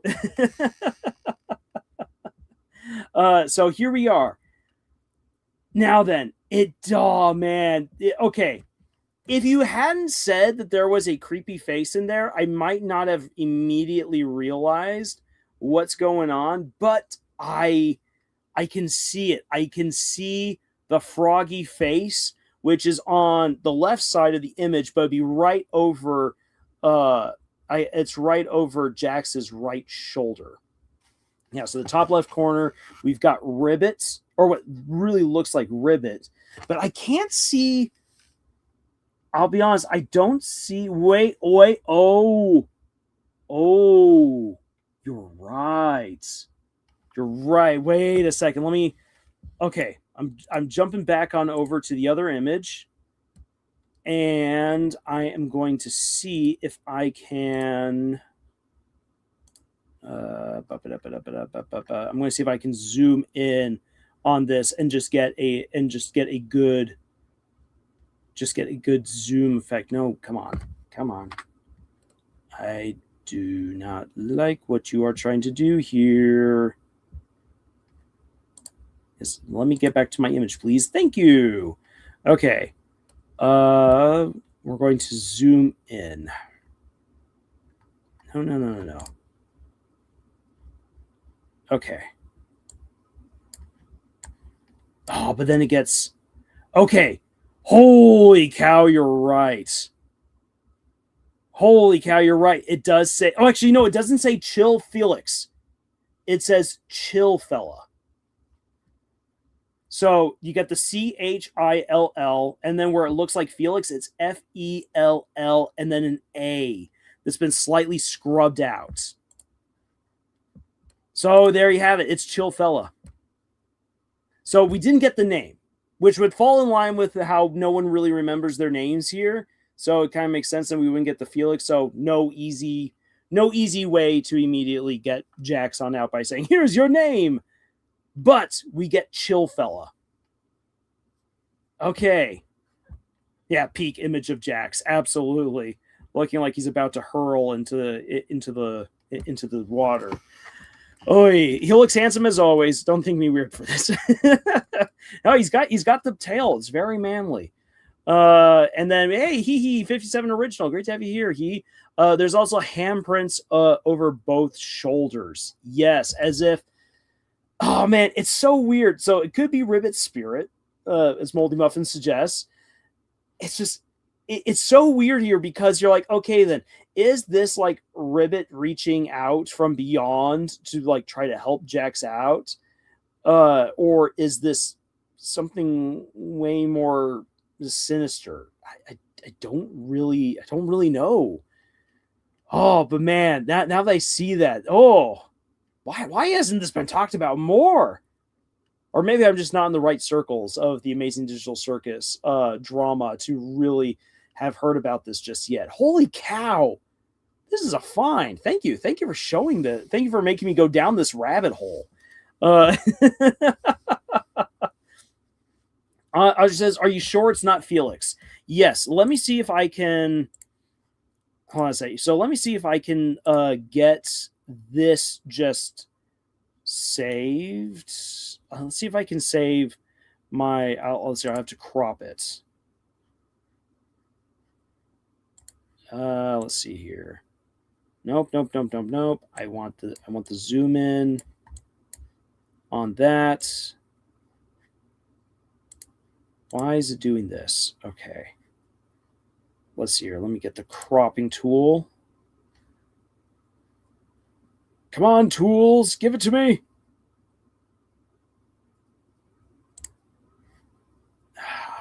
Edit. Come on. Give me a crop. Where the da.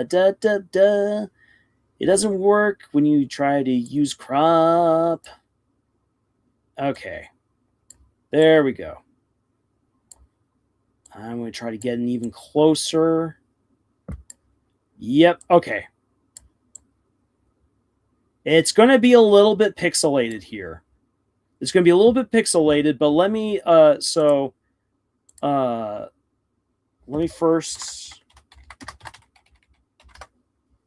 make sure I got that saved, and then hopefully disappearing guy was rubbing himself all over the place. Oh no, we don't need that. Hey, we got Nathan F here. Great to have you here, Nathan. Great to have you pop on in right after. Yeah, okay. You know what? You know, Audrey, for that, you are getting subjected to something. From Legends of Avantris. Just give me a moment. It's coming. All right. But first, is it Chill Felix or Chill Fella? I'm going to make my argument for why it's Chill Fella and not for Chill Felix. Hey, Nathan, you sub. Thank you so much. So here we have CH, and then there's the LL. So very clearly, two big L's. And then there's the I. The I's got a little tail and a little dot. Is it bad I see nothing? You don't see anything? Oh no. Let me pop on over. No.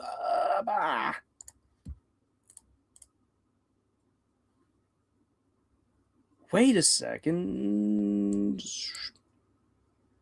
And so is it not showing for you? That's kind of weird because I see it. So when I hop on over to see what you guys should be able to see, I can see it. It's way more pixelated for some reason from what you guys should be able to see as opposed to what I'm seeing, which is really frustrating and dumb. Come on, YouTube. In any case, so you got the CH, the I in the middle, LL, so the I with this little tail and the little dots. Then Felix or Fella. F, we have the E, which looks a little bit like a C. And then two high slashes. Those are your L's. And then when you look at what could very well be an X, because it's been scratched out, it's an A that's been kind of scrubbed out there at the top, which makes it look like it has an X. But when you look really closely, and I know it's pixelated and a little bit grimy, you can try this out by taking a snapshot of that exact moment from episode 6 for yourself. It looks like an A.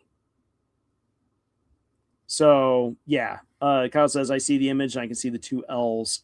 It's not a big L, guys. Yeah, say Nathan says it's Chill Fella. Yeah, we're definitely looking at Chill Fella. Trace it, maybe? I wish I could. It's the annoying thing of using StreamYard. StreamYard does not have all the bells and whistles of other services, but it's one of the more cheap. The secret to success here at Camille's Harem, we do everything very cheaply. Why? Well, because few of us have families that we gotta care for, and then the rest of us are just trying to make it by. Maybe one day we'll be rich YouTubers. Then we'll be able to afford editors who will do all this stuff for us when we snap our fingers, whether it be with the middle or ring finger, and say, "Hey, buddy, you will now do this." Probably won't happen for us, but hey. Take a drink of water because water is good. It's getting hotter out there, so make sure you guys keep yourselves well hydrated. Cheaply and creatively. Exactly.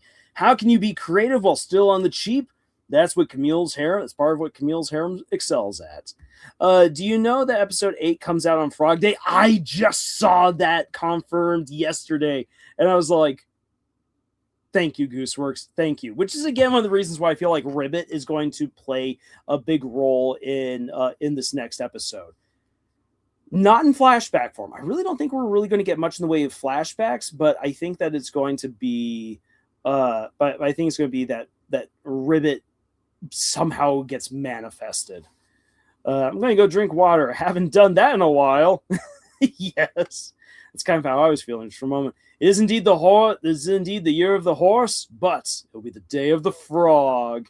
Mau Mau is going to be very happy about that. Oslo National Proposal Day. Oh my gosh, this is perfect. This is perfect for Mau Mau. Gingy is going to come and propose to her, and she's going to be talking about his frog.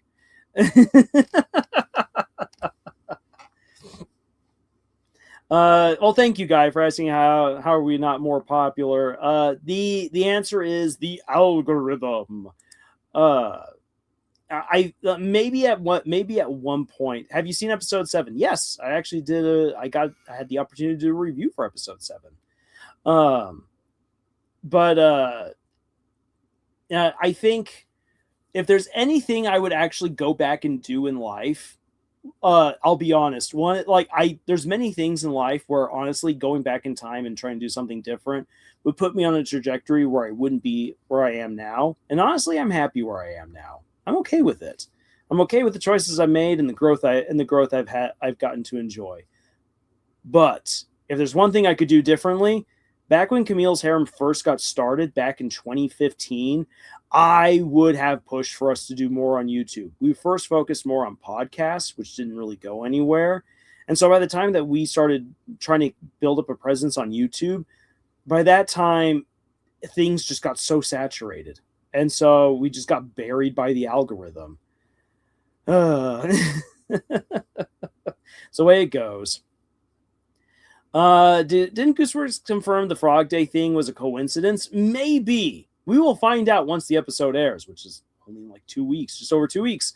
And it says, I also feel like I can sort of see Kaufman's smiling face in the scene too, with the reflection of the bathroom lights and what looks like a curved smile directly behind Jax with the graffiti. It also could be Kaufman. There's a very, because as we've learned, or as has been hinted at more in the most recent episodes, is that Jax didn't just have this relationship with Ribbit, but also had a closer relationship with Kaufman. Being able to see him turn over the picture, the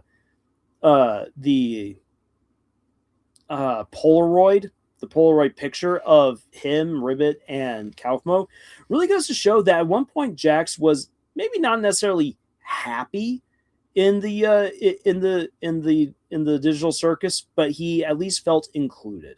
He felt like he had people he could roll with, people he could get along with, which, as Kinger points out, that's very important. The problem for Jax is that those people that he was close to, he lost. And he hasn't been making any positive memories with anyone else, which has really put him into a dangerous situation. And that's one of the things that Kinger warned Pomni about. Excuse me. Gray says, you guys, I got to go get my eggs before they hatch. See ya. Well, Gravy, thank you so much for being here. It has been a whole lot of fun. Dane says, have you seen the Amazing Digital Circus passed by Skeptic Studios? I have not. Outlaw is here. Woo! Outlaw says, so hear me out. Episode 8 will actually be the episode of the characters leaving the circus, some big event. Episode 9 will be Caine in that pose, just thinking about everything. Now, that would be something. That would be something. And Lasma says episode 9 is going to be a movie with the credits being anything Van Gogh instrumental. Now that would be something. Get a full movie for the last episode. Okay, guys, I'm actually going to say this. One of the things I really want to do once all 9 episodes of the Amazing Digital Circus have dropped is I really want to rent out one of the screens at my local theater and just like have like kind of like an open day. Be like, okay, guys, we've got like there's 150 open seats for anyone who wants to come in. Just make a post, reserve here. People show up. We're going to like, you get in for free because I've already paid to reserve the screen. And we're going to watch the Amazing Digital Circus on the flippin' big screen. All 9 episodes. Oh, yeah. It says, I'm going to share this stream with some friends of mine for sure. Well, thank you so much. Mick says, this seriously reminds me of when people used to fold the dollar bill a certain way and then end up finding the face of the devil on it or something. Or find the key to the Illuminati's greatest secrets. Or maybe you figure out where the treasure is that the founding fathers buried. Okay. This might actually be a little bit old for some people here, watching this, and don't worry, no judgments if it's the case. But did any of you ever see the ill-conceived National Treasure reality TV show? It was really, really bizarre. Basically, it was, what if we actually made the National Treasure movie like become reality? So you have a bunch of teams competing against each other to solve historical clues that would then allow them to get various artifacts and items that would allow them then to discover where like $1 million was buried somewhere in the US. It was something ridiculous like that. It was, thinking back on it, it was like, this is a really cheesy, dumb show that tried shamelessly to capitalize on the Nicolas Cage National Treasure movie. You can look it up. You can look it up if you want. I guarantee that there's some videos about it. Digital Circus Marathon, you have my support. Oh, thank you, Guy and Audrey. Yeah, here's the thing. I would absolutely, if it were possible, to get people from these live streams and some of our subscribers to like somehow magically appear in Tucson to go with me to the theater and watch this. It would be amazing. And you guys would also get the chance to have some of the best movie popcorn in existence. I don't know what it is, but Harken's movie popcorn is divine. It's so good. It's so good.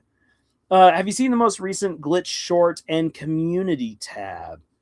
Wait, I'm going to say, is that allowed? Are we talking about magical teleportation to Tucson? Unfortunately, I don't think it exists. Or being able to rent out movie screens, because I know that is allowed. I actually did that for my brother-in-law, or one of my brothers-in-law, for his bachelor party. I rented out a screen at the movie theater so we could play Super Smash Brothers on the big screen. It was ridiculous. It was so much fun. It's actually harder than you think. When the screen is that big, if you play on one of the bigger maps, your character becomes so small. And when you have so many people playing as well, it just gets insane. But, oh yeah.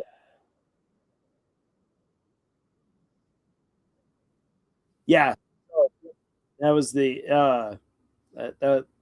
yeah, people were talking about that earlier in the chat about the new teaser short, which is ominous. And that's what led to the whole, do you snap with your middle finger or with your ring finger? Because I can snap with both, but if I want real loudness, I actually snap with my ring finger, which, growing up, that's how I learned to snap. And it's, if I think about it, it's because I always saw people put their middle and ring fingers together before they snapped, but they would always snap with their middle finger. And I just interpreted that as a kid as, oh, you snap with your ring finger. So I taught myself to snap with my ring fingers rather than with my middle finger. And then it's only like relatively recently that I'm like, oh, I should probably snap with my middle finger. Speaking of treasures, the real question and theory that literally nobody's talking about is, does the fish ever get his treasure back? Dun, dun, dun. dude, those are my life savings, dude. Oh no. Oh, I'm gonna be sick. Darn, can't make it to Tucson. I'm on the wrong coast. Ah, dang it. Yeah, I know. Tucson, Arizona is just it's a weird place to be for trying to connect with people in the corner of the Sonoran Desert.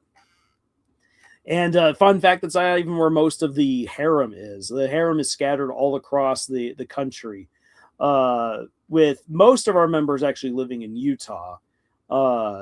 Jed lives with me. Jed doesn't live with me, but he lives in the same state as me in Arizona. And Camille is all the way on the East Coast.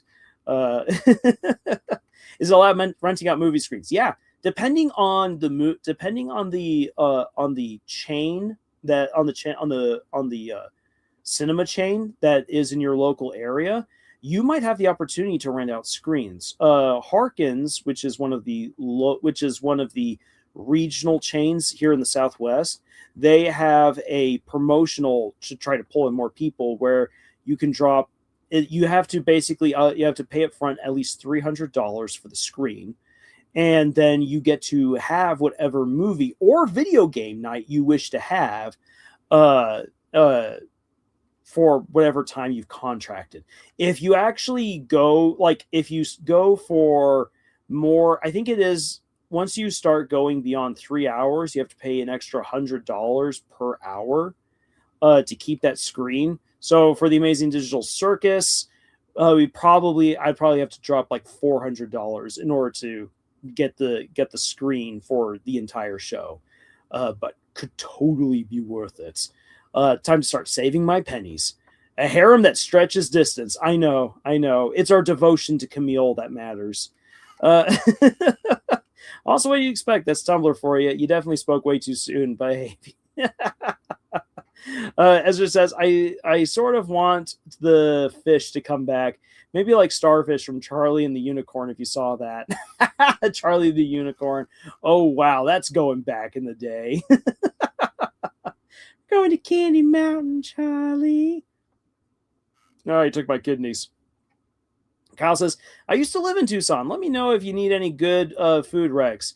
Be sure to get a Sonoran dog and hit Kontiki for a cheesy tiki bar. A surly wench is good for karaoke. I think the Loft Cinema can rent out their large mobile screen in Tucson. They used to. The Loft Cinema used to, after the drive-in theater got torn down, which is the stupidest thing that happened in this city. When the drive-in theater got closed down and got bulldozed to make a parking lot, the people rented out the mobile screen from the Loft, and they would actually have random showings around the city of different movies on weekends. There's actually a time in college when some friends and I we put a couch into the back of my pickup, and we then carried the couch into downtown Tucson to where they had set up the movies, and everyone there was just like, what the heck? Because like they are all there with like their folding chairs and with their picnic blankets. Here come a bunch of college guys and gals with this massive couch. We're like, we're watching in style. Oh, we thought we were so cool.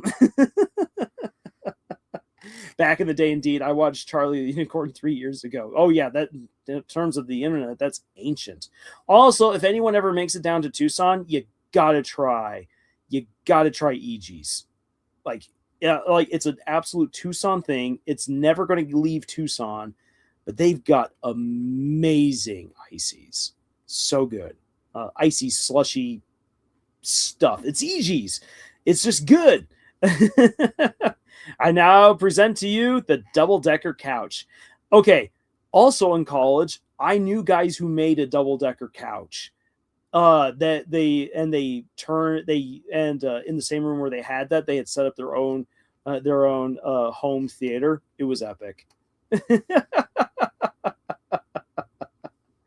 Ooh, you know what? I'm surprised we've managed to go nearly 2 hours before a cat started causing problems.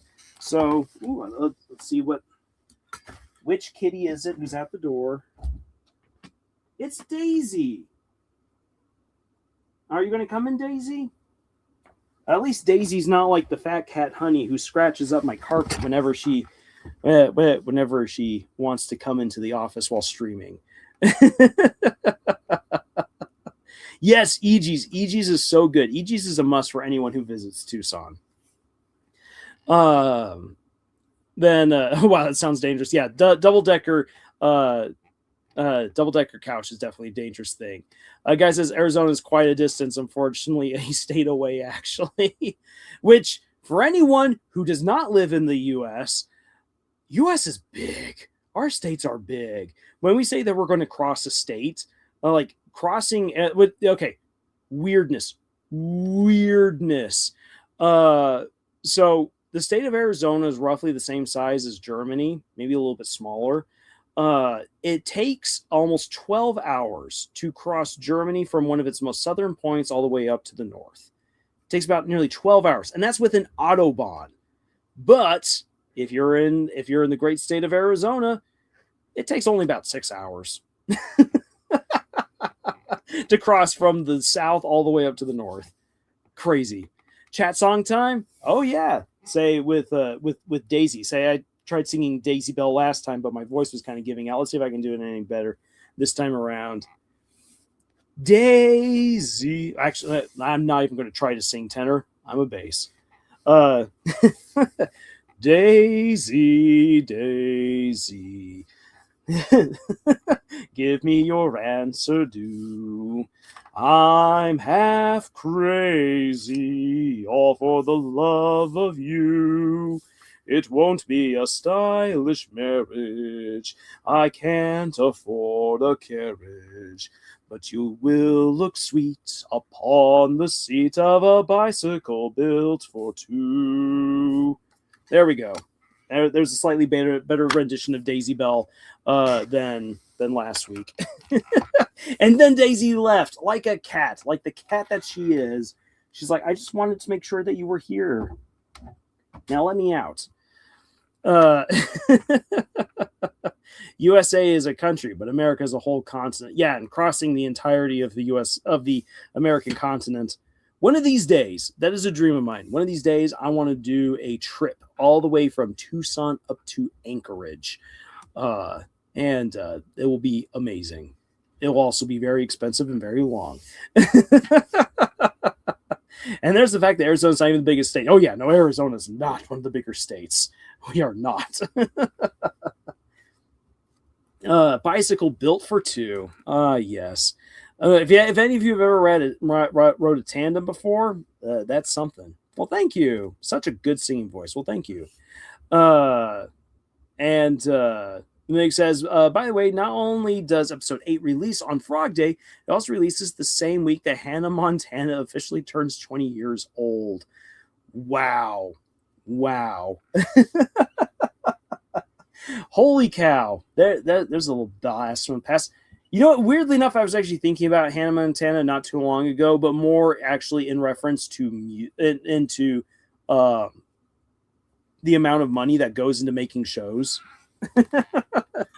because I was going over like how much it takes to make, for instance, an episode of The Amazing Digital Circus, based on Lisa what we would know from Hollywood standards. And weirdly enough, it's actually more expensive, even though they say that live action is cheaper. Live action is actually more expensive than animation, but live action is normally treated as more preferable because it allows you to change things more on the fly, whereas with animation, you're committed.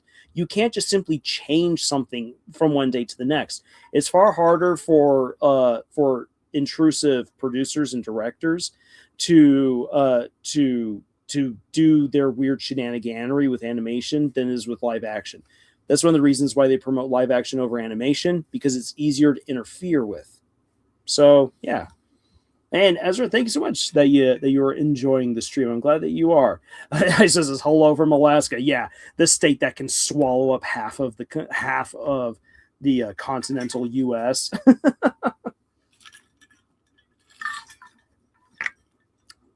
Sorry, Texas, you got nothing on Alaska. I said, sing far better than me. I said that before I say it, I'll say it again. I sing more like HAL 9000 Daisy, Daisy. And right as I say that, in comes Daisy.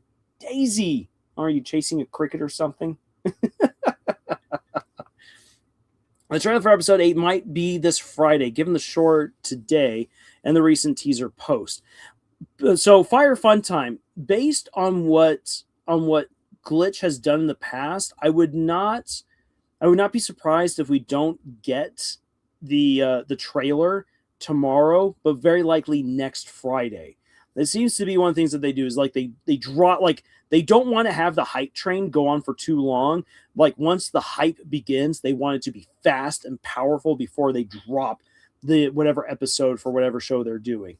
Because and in a way that works out really well to their advantage, because so many projects, especially on YouTube, come in with all of this great fanfare, like big project is coming soon. And soon translates to like 3 weeks or a month later. And by that time, in internet years, it's already ancient. So yeah, I think Glitch is actually pretty smart with keeping the trailer way closer to the actual release of the episode. But by releasing images and these teaser shorts leading up to the reveal of the trailer, that allows them to build up that momentum without really making it go too fast and too quick. So they're being pretty smart, I would argue. Kyle says, if you are driving south of Tucson, be sure to hit the Thing. It's a tourist trap. Oh, it is such a tourist trap, the Thing. But it's definitely worth it, especially just to say that you've done it. There's also a really nice, there's a nice Dairy Queen there and other shops, Kichi shops that you can check out. Yep, Alaska is the biggest state regardless of what my Texas peers say. Exactly. Yeah, Texas can brag all it wants. It's got nothing on Alaska. Nick says exactly. In fact, the madness and popularity that the digital circus is having right now really reminds me of the popularity that Hannah Montana had back in the day. It's insane. Dolls, clothes, bags. I know, it's amazing. And honestly, like, I will argue this. Speaking as a historian, for those of you who don't know, I am a trained historian. I have 2 degrees in history. My bachelor's and my master's degree.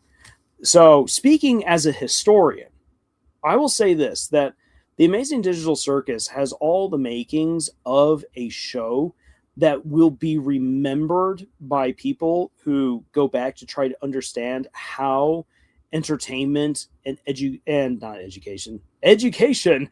how entertainment and animation have evolved over time. And especially leading us to, as I argue, I think in the 2030s, we're going to see a real shift where indie projects become just as potent and as popular as mainstream stuff, which at that point you begin to say, well, what's indie, what isn't? And ultimately, indie will be redefined by basically just lacking mainstream backing. That's effectively what it will be. It won't just be, oh, it's so independent, so niche, which is how most people see indie these days. But indie will be more like you've done it on a way smaller budget. You've done it without the mainstream lifting you up, is effectively what indie is beginning to become. And I think that the Amazing Digital Circus will be one of those shows that really proves to be that tipping point. And not just because of its incredible popularity, like that absolutely plays a fact into it, but it's also the fact that it's a great story. And it's well animated, well told. Combine that with the fact that because the show is so popular, it has put a ridiculous amount of money into Glitch's coffers. Because the Amazing Digital Circus has been doing so well, they are able to now tackle 3 shows at the exact same time. We're looking at Knights of Guinevere, Gameoverse, and the Gaslight District. Not to mention that they've probably dropped, if you haven't seen this video on it, I did a video a little while back on the very likeliness that they dropped at least $2 million on getting Lackadaisy fully produced. And the reason why I say that is because Lackadaisy on a $2 million budget, was looking to make 20 minutes worth of show. But that was as much as they were going to do. Glitch stepped in and they said, we will help you make, well, not 20 minutes, but 2 20-minute episodes, which 20 minutes of high-quality animation runs you up about $1 million worth of investments. So they were looking at making 2 high-quality, roughly 20-minute episodes. Glitch came in and they said, we are going to bump that up to 6, which means if they're using the same budget effectively as what was used for the presumable 2 episodes of Lackadaisy, that means $6 million needs to go into this production. Glitch does not have that kind of money, but based on the earnings of the Amazing Digital Circus alone, they had $2 million to drop. And that's not even me just guessing. That's me doing the math. I did the math and I'm like, it checks. It absolutely checks. The Amazing Digital Circus made them enough money to drop $2 million on Lackadaisy, giving them an equal share, an equal say in the show. Because, as they said, Lackadaisy will be in the complete control, under the complete control of Iron Circus. Iron Circus, who started it all, they get to remain complete creative control. But Glitch gets full control over all merchandising of the show. Then, with a Hollywood backer to get them on a streaming service, that Hollywood backer has to then drop another $2 million to cover the $6 million to make the complete show. And they, in turn, then get first dibs on streaming rights. Which then, when you think about it, that is an incredible split. The creators get full creative control. That is powerful. That is worth it. Then for Glitch to say, look, in order to get back our $2 million investment, we just want the rights to the merchandise.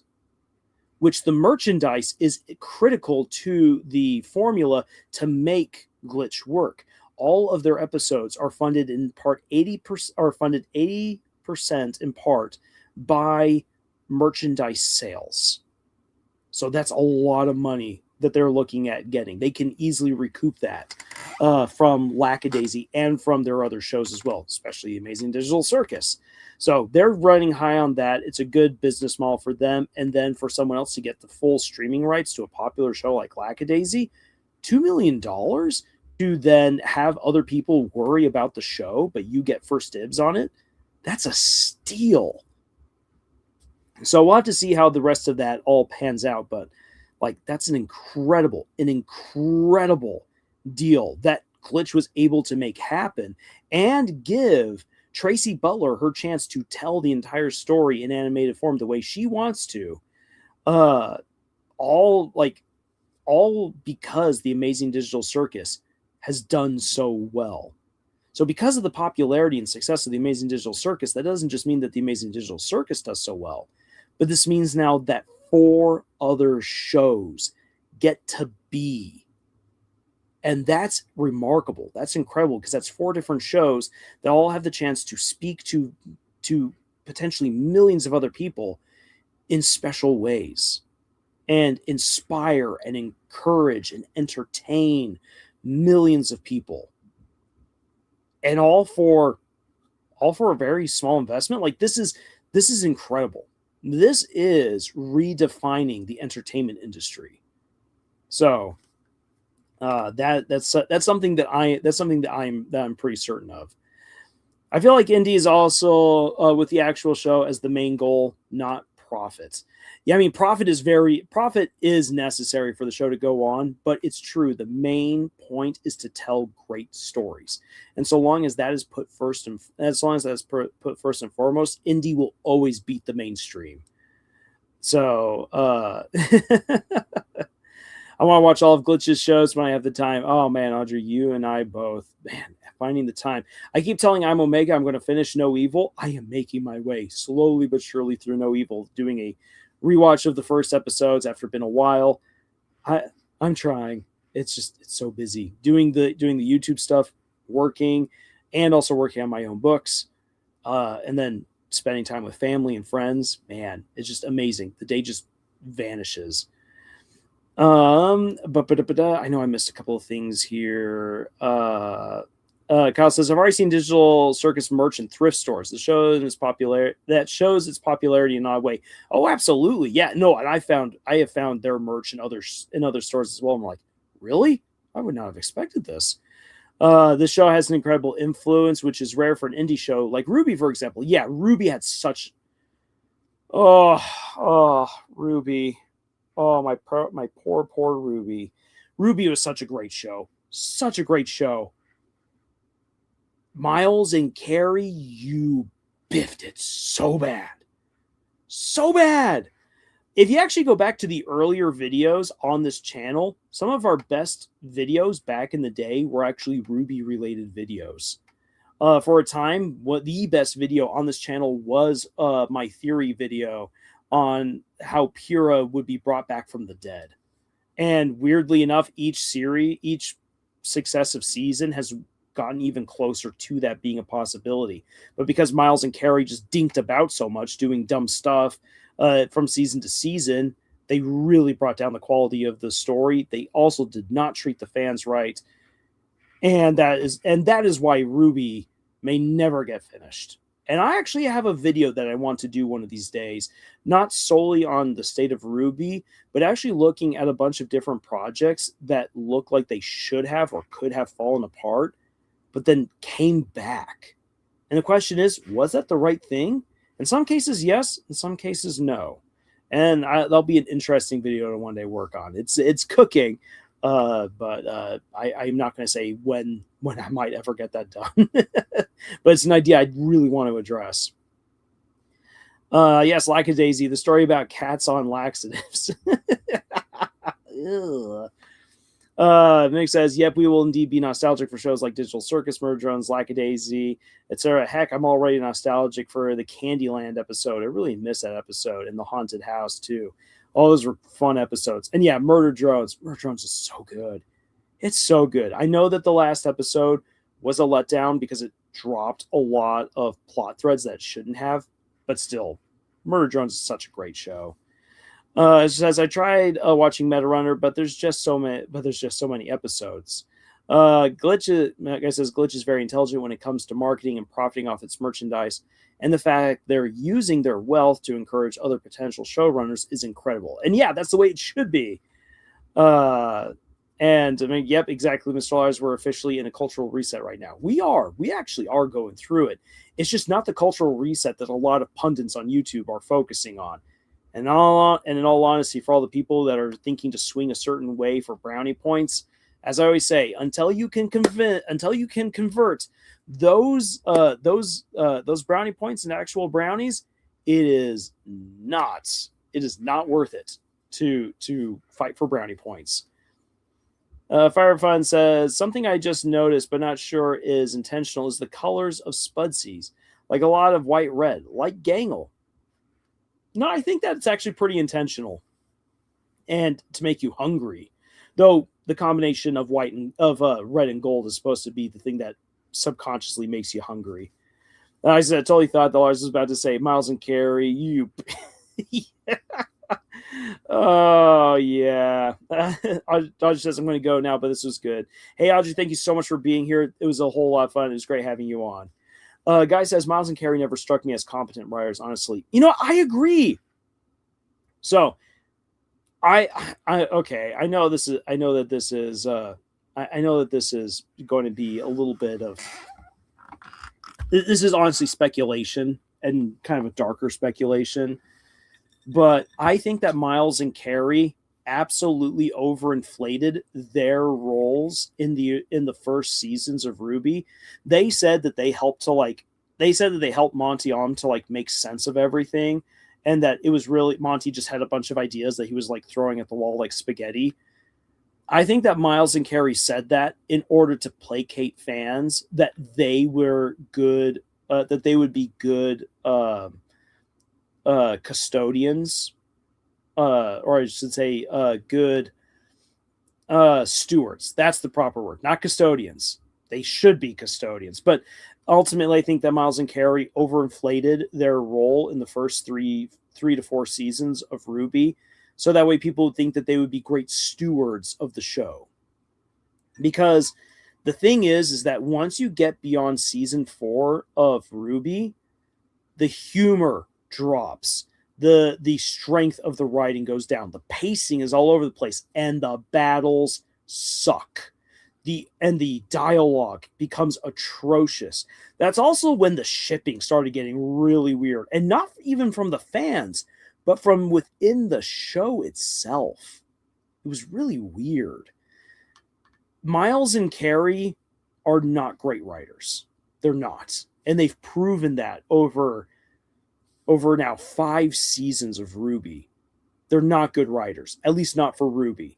Maybe they're good when they have their own ideas, but the problem is that RWBY was Monty Oum's idea. And it's very, very hard to replace a guy as dedicated, as humorous, and as bombastic as Monty. And that's just the sad truth of the matter. And that's not to be an immediate dig on Miles and Carrie, but Miles and Carrie quickly proved themselves to be ill-prepared and ill-performing stewards of RWBY. And we got Dark Wolf here. What's up? It's been a while since we last saw you, Dark Wolf. And great to have you here in the flesh. And she says, pretty sure I got introduced to Glitch with Murder Drones. Same here. And Mimic says, thanks to Murder Drones, I got to discover Camille's Harem. I know. I kind of miss those days of just talking Murder Drones. I love how I was calling out stuff about Absolute Solver before even the rest of the fan base did. I was totally wrong. I was totally wrong in my original theories for Absolute Solver. That was back when I thought that there was a human on Earth who was controlling the drones to wipe out Uzi and her colony. So I was completely off on that, but I was one of the very first people to say, Absolute Solver, that's important. That's important. Oh boy. TV Ken says, I think they wanted to veer off from the OG story from Monty. They did, and it wasn't good. It wasn't good. When an anime studio that's not even attached to Monty and Rooster Teeth manages to make a better homage to Monty's original RWBY with a completely disconnected, non-canonical show, that's when you know you've screwed up. Honestly, Ice Queendom was amazing, and it pains me that so many fans really did a lot of damage to the show by boycotting it because they thought it would hurt the show's chances here at home. Little did they know that actually that show needed to succeed in order for Rooster Teeth to justify its existence. But the people at Rooster Teeth were so high on themselves, so high on their own farts, that they did not pay attention to the warnings presented to them by David Zaslav and company, saying, you have to justify yourselves' existence. And they have been granted a boon by other Warner Brothers executives by having the chance to have a very popular show get an animated rendition over in Japan. So it was just oh man, the horror story behind Rooster Teeth and RWBY. Guy says, I remember RWBY feeling very ambitious with no real merit for the length they were going for. That's what it became, guy. That's what it became. I think that if Monty had been totally in charge, I think that what we would have gotten is we would have gotten 12 brief seasons, because when you line up like the OG RWBY, it is actually fairly brief. It's only when you get to season 4 when Rooster Teeth suddenly realized, oh my gosh, the show is doing well. Here, have more money, Monty. Then it started being really solidified as like a big show. And yeah, who knows what Monty's original plan was? The one thing I know is this. The last fairy tale, I think is the name of the episode, where they get to learn about the past of what happened with the brothers and with Salem and Ozpin. That episode was not written by Miles and Carrie. It was not. That was written by Monty. You can tell because it had so much heart and meat to it. Like, watching it was day and night to almost all the other episodes that Miles and Carrie produced. Yeah, that episode was incredible. That was not written by them. That was written by Monty.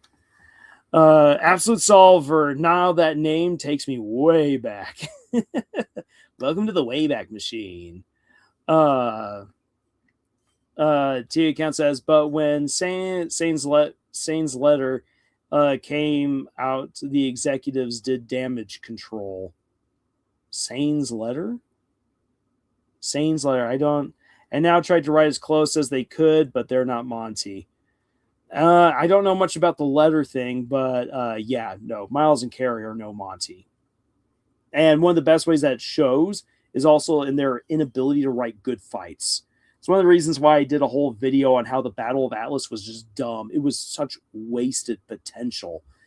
Like, all it just took was just a little bit more thought, just a little bit more reworking, and it would have been amazing. Oh, man. Oh, Shane. Okay.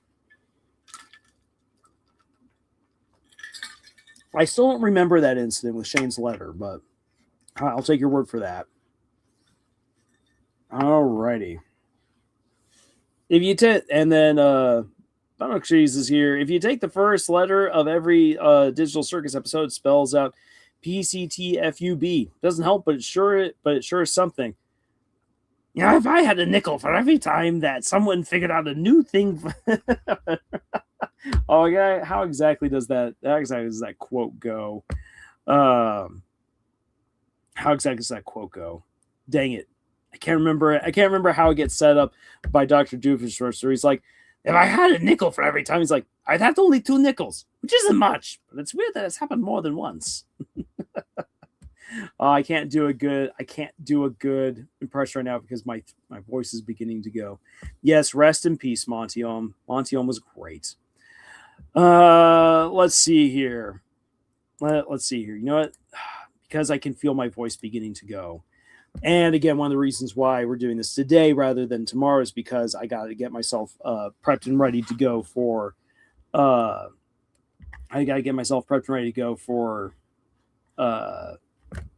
Ren Fair tomorrow. Let us then start winding down just a wee bit. And I know that Audrey's already left, so I can't exactly bring this on out, but I said I would subject through the Legends of Adventurous. I'd do this, but let's see here. Dimwits of Dimwood. Animated.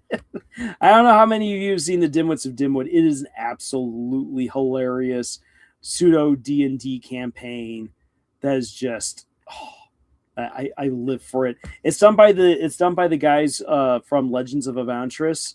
Kind of like they're not truly a rival to Critical Role, but they are most definitely comparable in terms of popularity. Absolutely overriding in terms of humor, because these guys are completely off their rockers. Let's see if I can. I'm trying to find. Why is it nowadays so hard to get to pull up their OG shorts? Why do you do this to me, Legends of Adventurous? Okay, let's see. We're gonna get the shorts. You get them shorts. Oh, and I gotta scroll through all these. Through all these.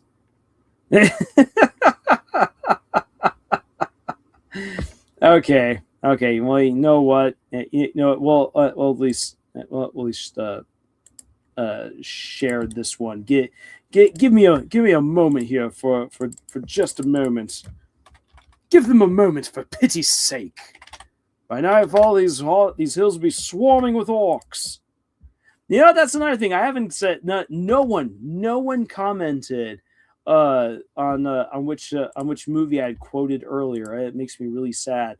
Well, if it wasn't for all of the copyright hurdles to clear for just about every video that we make, I would absolutely show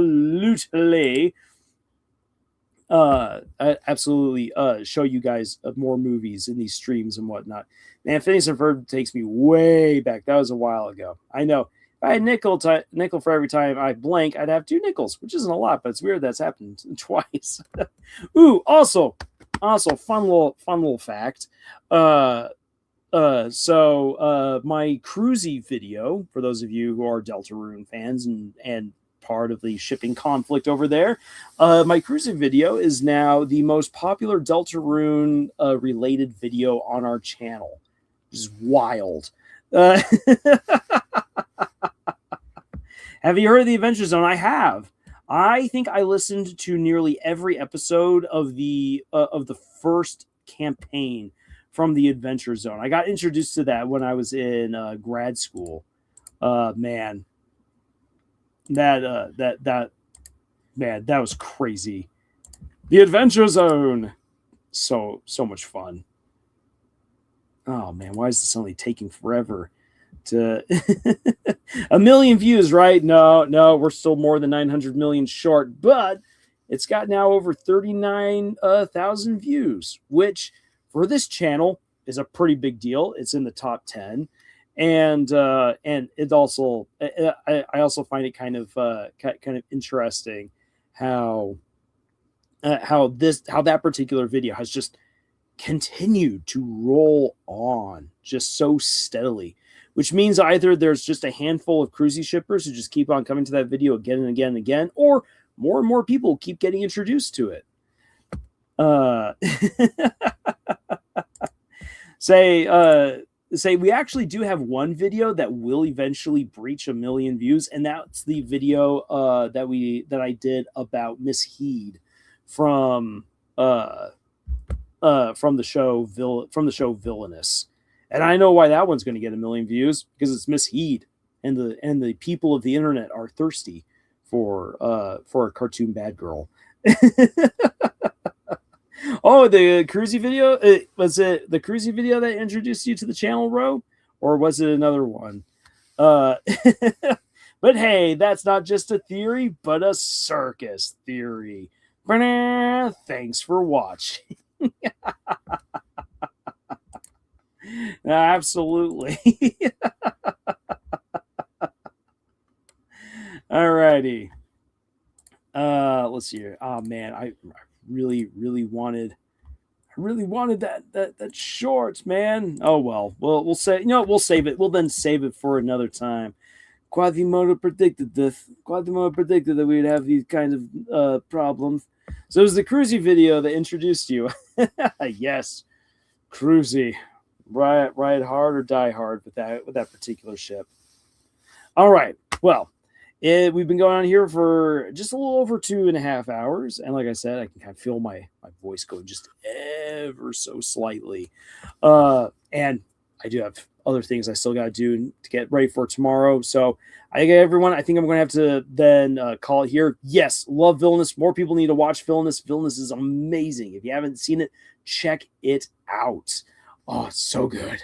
So good. Needs more love. Also, I'm so excited for whenever Ties of Thieves comes out, because that's going to be another great show, and I'm happy that that Alan is getting another shot at making his crazy world a reality. So we'll have more to talk about come next week. We'll definitely have probably something more to talk about in terms of the Amazing Digital Circus with its with hopefully its trailer for episode 8 dropping here real soon. I'll have some stories to share from my time at the Renaissance Festival, and what it is like this year to try sell my books. I'll see if I have any specific insights to share with you guys, and whatever other stories may come along the way. But until then, y'all, thank you so much for joining us tonight for this live stream. It has been a load of fun. I'm so happy to see all the different comments and theories from all of you guys. It was great. So until the next video, take care and tschüss.